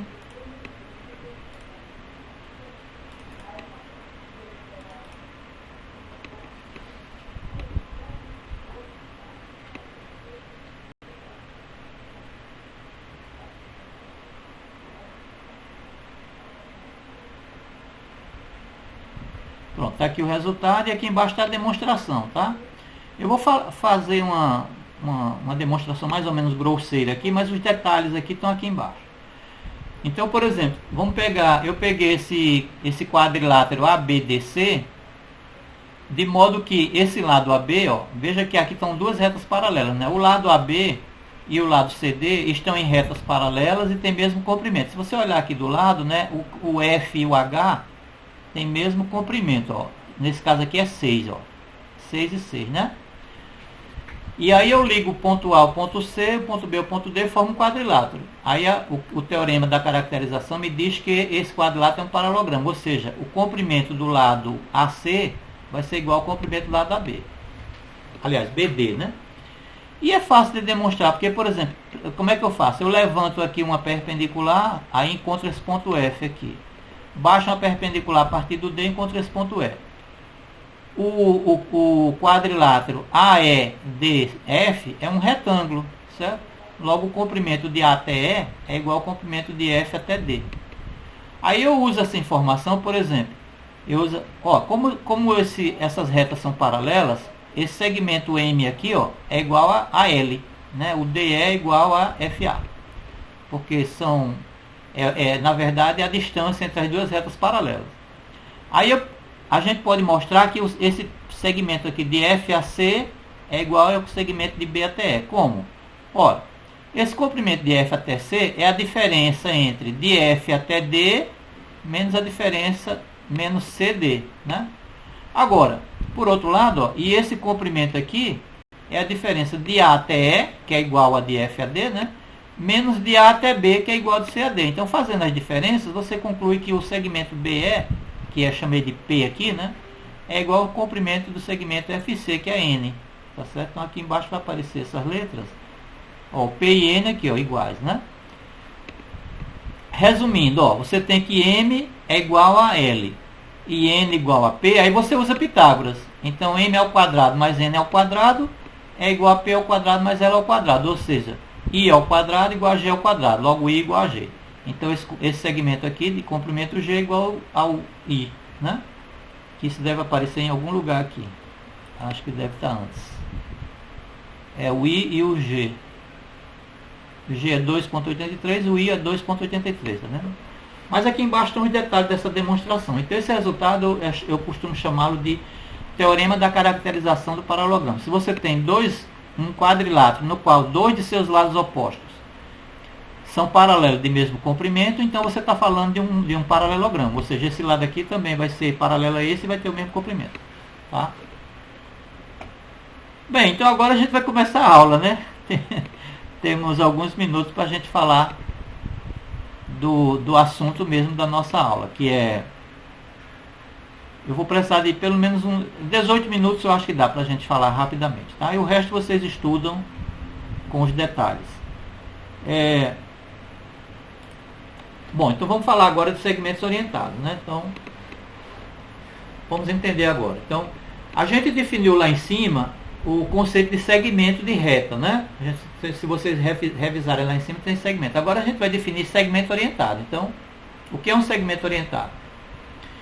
Então, dados os pontos A e B, seja R a reta que passa por esses pontos. A gente sabe que tem um axioma, né, que garante que existe uma única reta passando por A e B.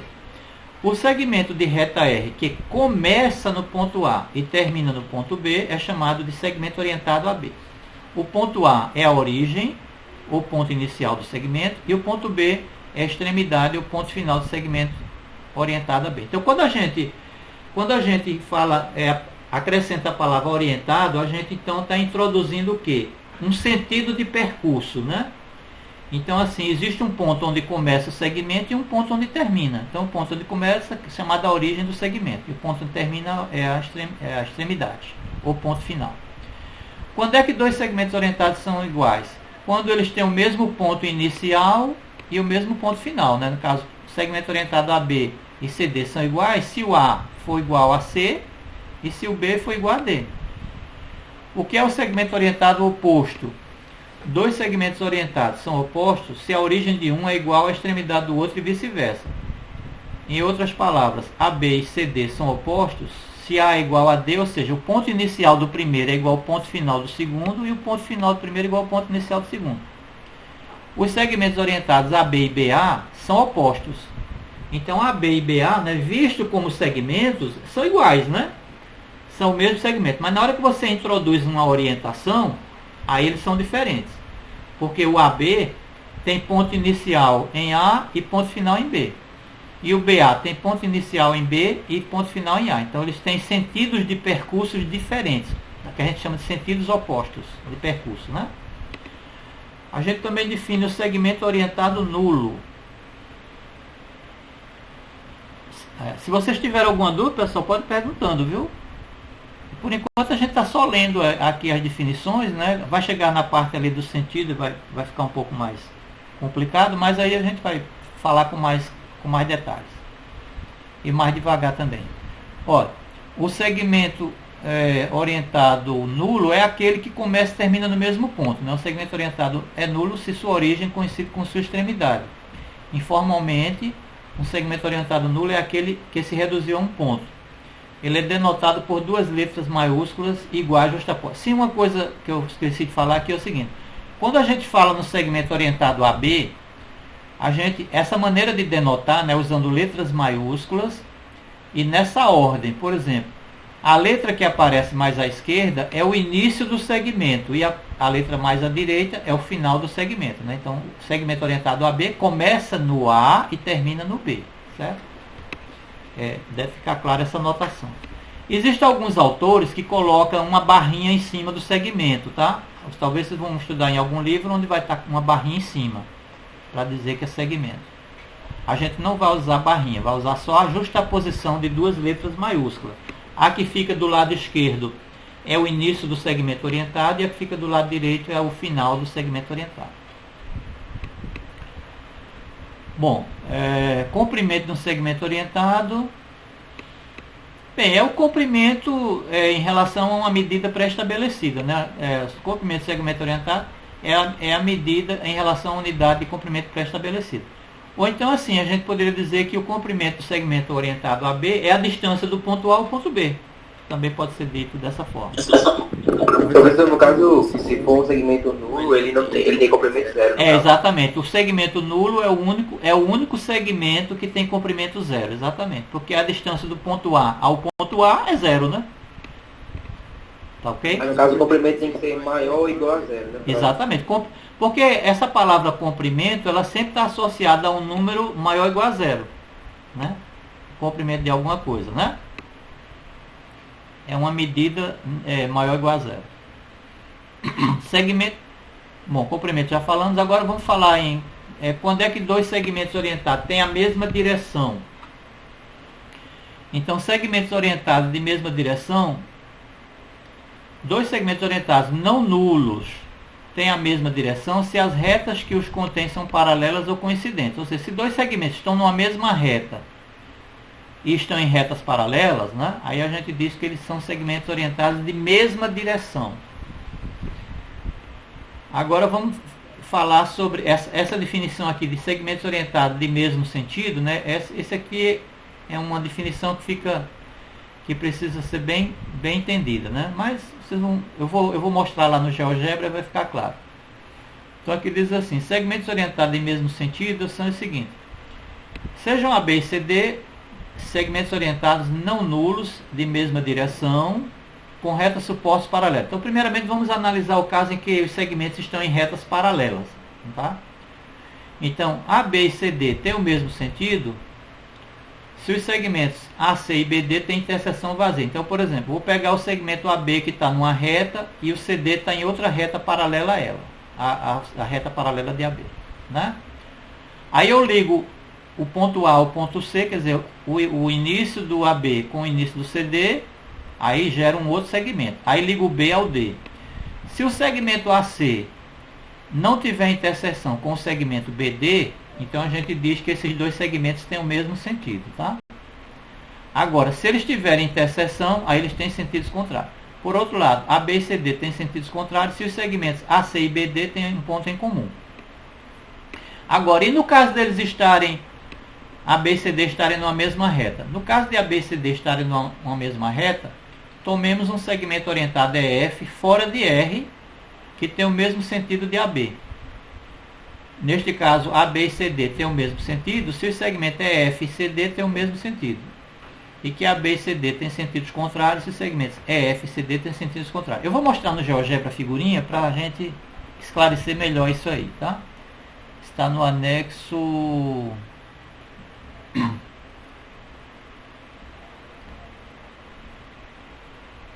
Anexo 15.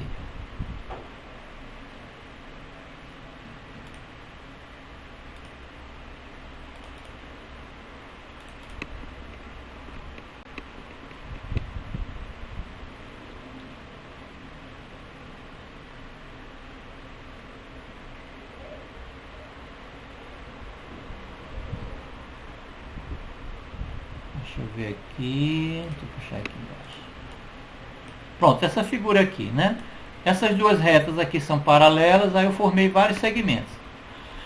Então, dentro desses segmentos que a gente pode formar aqui, ó, por exemplo, segmento AB, CH, DE e FG, todos eles têm a mesma direção. Por quê? Porque ou eles estão numa mesma reta, ou estão em retas paralelas, tá certo?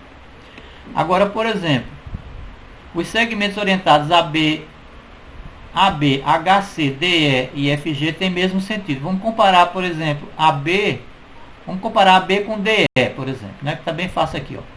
O AB e o DE, por que eu posso dizer que eles têm o mesmo sentido? Porque, ó, quando você liga o ponto inicial do AB com o ponto inicial do DE, você ligando A a D, ponto final com ponto final, ó, esse segmento e esse não tem pontos em comum. Então, isso caracteriza que eles têm mesmo sentido. Tá? Agora, tem uma outra maneira mais prática de você ver que eles têm o mesmo sentido. Vamos supor que aqui, que essas duas retas fossem duas estradas, né, retas paralelas e levassem de uma cidade A, de uma certa cidade aqui até uma cidade do outro lado aqui, né? Então, por exemplo, se eu estivesse viajando no sentido de A até B, no sentido de percurso de A para B, eu estaria viajando da esquerda para a direita. E se eu estivesse viajando nessa outra estrada, de D para E, eu estaria viajando da esquerda para a direita. Ou seja, aqui da esquerda para a direita e aqui da esquerda para a direita. Ou seja, o sentido de percurso dessa viagem é igual ao sentido de percurso dessa viagem, né? Da esquerda para a direita. Então, é uma maneira mais prática de você verificar que elas têm mesmo sentido, né? Por exemplo, sentido de percurso de A para B é da esquerda para a direita. O sentido de percurso de C para H é da direita para a esquerda. Então, é contrário ao sentido de percurso de A para B. Portanto, o segmento AB e CH têm sentidos opostos. Tá? Ok?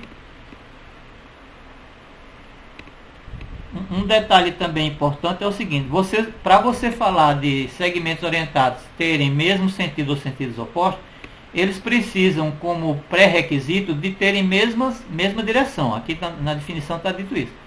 Sejam A, B e C, D segmentos orientados não nulos de mesma direção. Então, se eles tiverem mesma direção, é que você pode questionar se eles têm mesmo sentido ou se têm sentidos opostos, ou contrário, né?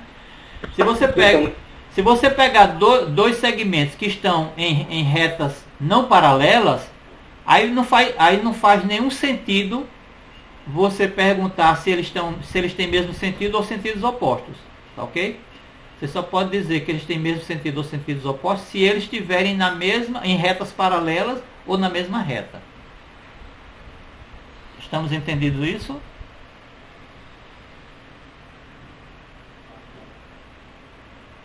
Alguma dúvida? Bem, vamos falar agora então, uma vez definido, né, entendido o que são segmentos de mesma direção, segmentos de mesmo sentido ou sentidos contrários, vamos agora falar sobre uma relação que a gente pode definir entre segmentos orientados, que é a chamada relação de equipolência. Então a gente diz o seguinte, dois segmentos orientados são equipolentes se forem ambos nulos, ou seja, se você pega dois segmentos nulos, então eles são equipolentes. Ou, no caso de serem não nulos, se ambos tiverem o mesmo comprimento, a mesma direção e o mesmo sentido. Então, segmentos que têm mesmo comprimento, mesma direção e mesmo sentido, são chamados de segmentos equipolentes. Tá? Aí, com base nessa relação, né? Essa relação de equipolência, ela possui 6 propriedades básicas, que são essas que estão aqui. São as seguintes. Primeiro, todo segmento é equipolente a ele mesmo. AB é equipolente a AB, ou seja, a chamada propriedade reflexiva da relação de equipolência. Se o segmento AB é equipolente a CD, então CD é equivalente a B. Essa propriedade é chamada propriedade simétrica da relação de equivalência. A terceira propriedade é, se AB é equivalente a CD e CD é equivalente a EF, então AB é equivalente a EF. Essa é chamada propriedade transitiva da relação de equivalência. Além dessas três, que têm nomes específicos, existem outras três. Por exemplo, se AB é equivalente a CD, então o segmento oposto de AB, que é BA, vai ser equivalente ao oposto de CD, que é DC. Aí essa quinta propriedade, ela é um pouquinho mais, não é tão simples de você mostrar, mas a gente vai mostrar lá na figura. Se AB é equivalente a CD, então AC é equivalente a BD. A gente vai mostrar isso aqui. As outras são mais simples de mostrar. A gente vai mostrar a quinta e a sexta. Dado um segmento orientado a B e um ponto C, existe um único ponto D, tal que o AB é equivalente a CD. Então vamos ver isso lá no anexo 16 para a gente entender melhor essas propriedades.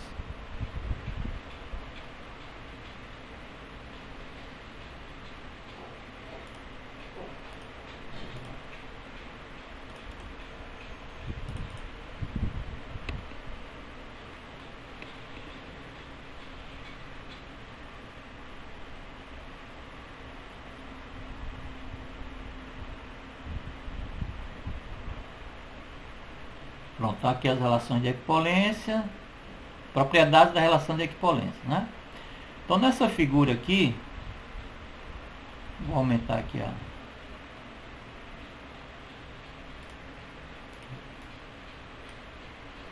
Bom, então veja bem, as três primeiras são mais ou menos simples. Todo segmento é equipolente a ele próprio, tá?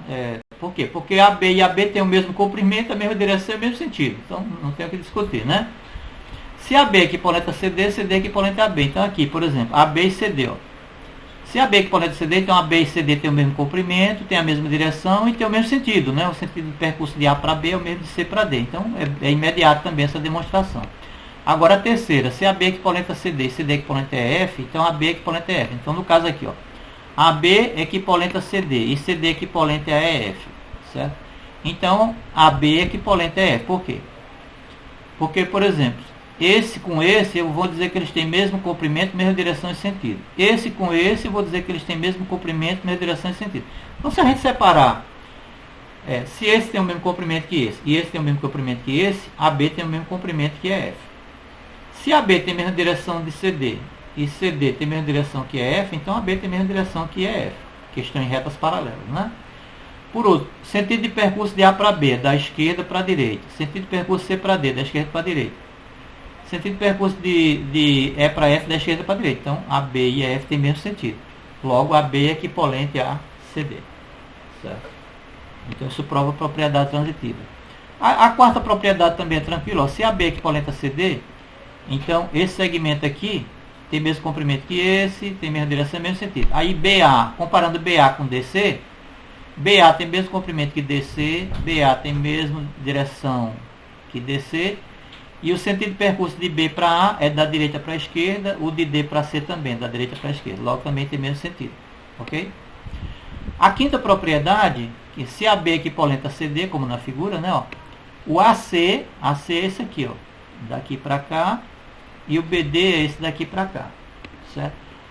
Qual é o argumento que eu uso aqui para provar que o AC é equivalente a BD? Bem, aí eu uso o teorema da caracterização do paralelogramo, tá certo?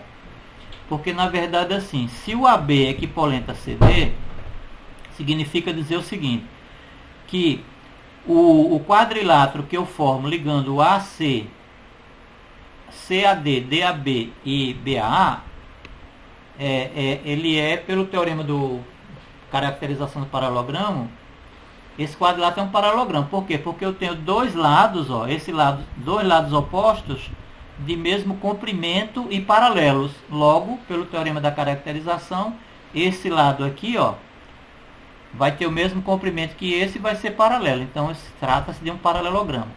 Ou seja, então esse lado AC tem o mesmo comprimento que o lado AB, ele tem a mesma direção porque são paralelos, e além do mais, o sentido de percurso, né? Por exemplo, de A para C é igual ao sentido de percurso de B para D, né? Que é, no caso, descendo a ladeira. Os dois, né, tá descendo de A para C e aqui é descendo de B para D. Então é verdade também, certo? O último ponto é o seguinte: dado um segmento orientado a B e um ponto C, existe um único ponto D, tal que AB é equivalente a CD. Bom, a gente pode fazer isso. Deixa eu ver se eu consigo mostrar isso aqui. Não sei se está na frente, deixa eu ver aqui. Se eu fiz alguma... Não, acho que eu não fiz aqui. Mas a gente pode fazer aqui no Open Board. Deixa eu pegar aqui.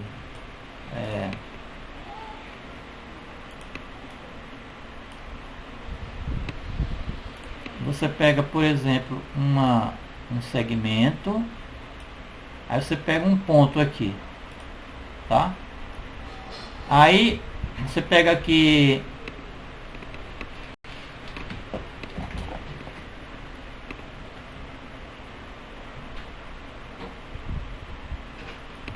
Deixa eu diminuir um pouco esse segmento.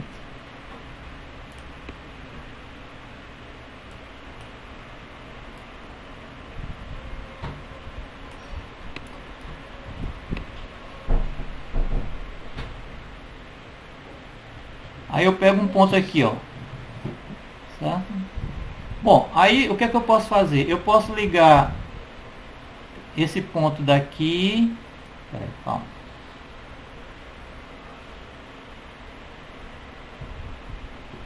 Eu posso ligar esses dois pontos. Aqui seria, digamos, o ponto P, né? Aqui é o ponto A, aqui é o ponto B. Aí o que é que a gente faz? A gente pode construir uma paralela ao segmento AB passando por P, né? O axioma das paralelas permite que você possa construir uma paralela, né? Vou botar de outra cor aqui.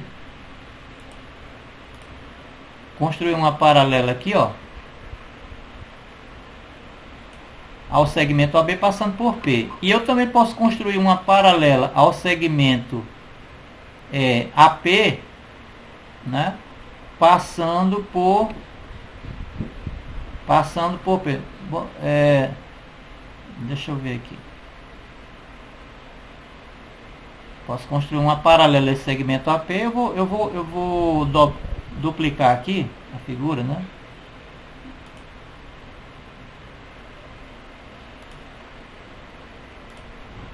Eu peguei aqui uma paralela, ó, paralela ao segmento AP, passando por B, ó. Aí o resultado disso, o encontro dessa paralela com essa paralela tem um ponto, um único ponto, né? Duas retas que são concorrentes no plano tem um ponto em comum. É um dos axiomas da geometria, certo? Então você tem o segmento PQ,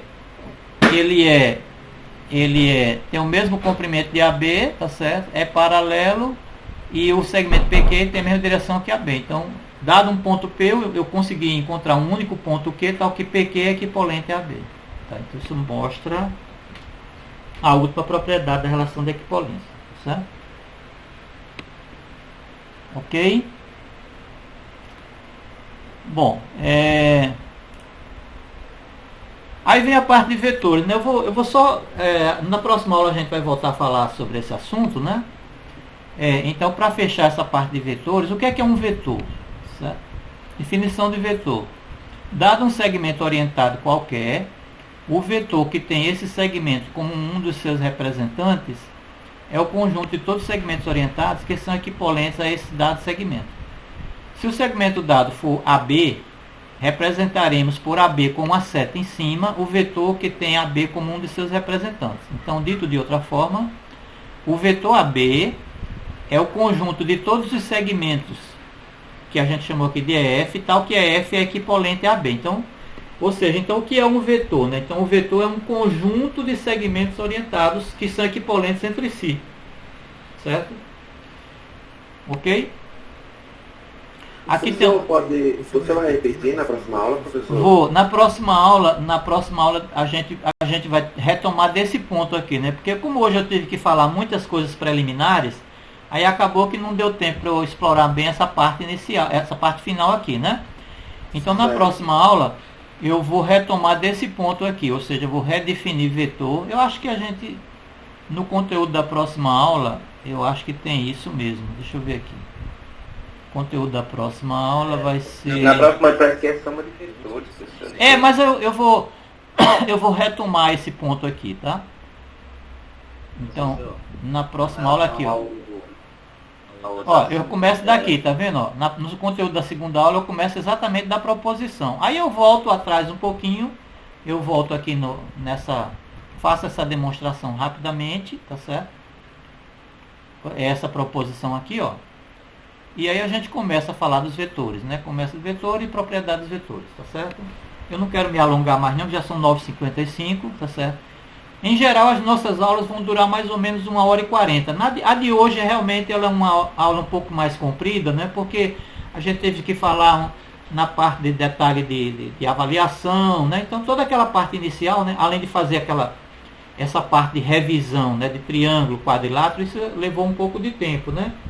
Então, não permitiu que a gente chegasse na matéria mais cedo. Mas, enfim, não tem problema. A gente compensa isso na próxima aula, tá certo? Da próxima aula eu vou começar exatamente redefinindo o vetor. A gente toma desse ponto e aí a gente vai em frente, tá? Ok? Então eu não quero mais me alongar por hoje, tá certo? Então assim, a aula está terminada, eu vou parar a gravação inclusive, mas se alguém quiser continuar para fazer alguma pergunta sobre alguma outra coisa, né? Alguma outra coisa a gente pode continuar, tá bom? Então, nossa aula está... Diga. Você vai compartilhar essa aula?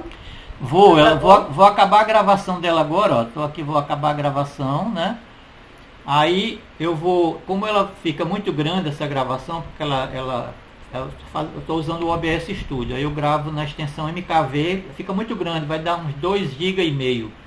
Aí eu vou usar um outro programa chamado VLC para reduzir ele, transformar ele em MP4, aí ele vai ficar uns 250 a 300 MB no máximo. Aí eu boto lá no Google Drive e compartilho o link com vocês, tanto usando o SIGA-A, quanto usando o grupo do WhatsApp que foi criado aí, né? Tá certo? Então eu acredito que lá pela tarde, lá pelas 5 horas no máximo, porque assim, mesmo quando eu compartilho com o Google Drive leva algum tempo para processar o arquivo, entendeu? No sentido de compartilhar. Então não é imediato não, ele leva algumas horas às vezes. Mas enfim, é isso. Bem, então diga. No GeoGebra aqui, eu entrei no site, eu botei baixar aplicativo, qual deles eu baixo? Deixa eu só encerrar aqui a gravação, aí depois a gente continua falando, tá bom? Certo. Então eu vou só fechar aqui com essa frase, né? Então bom dia a todos, né? A gente se vê na próxima aula, quinta-feira, ok? Vou encerrar agora a gravação, mas a gente continua conversando, tá? Deixa eu ver aqui. Interromper a gravação.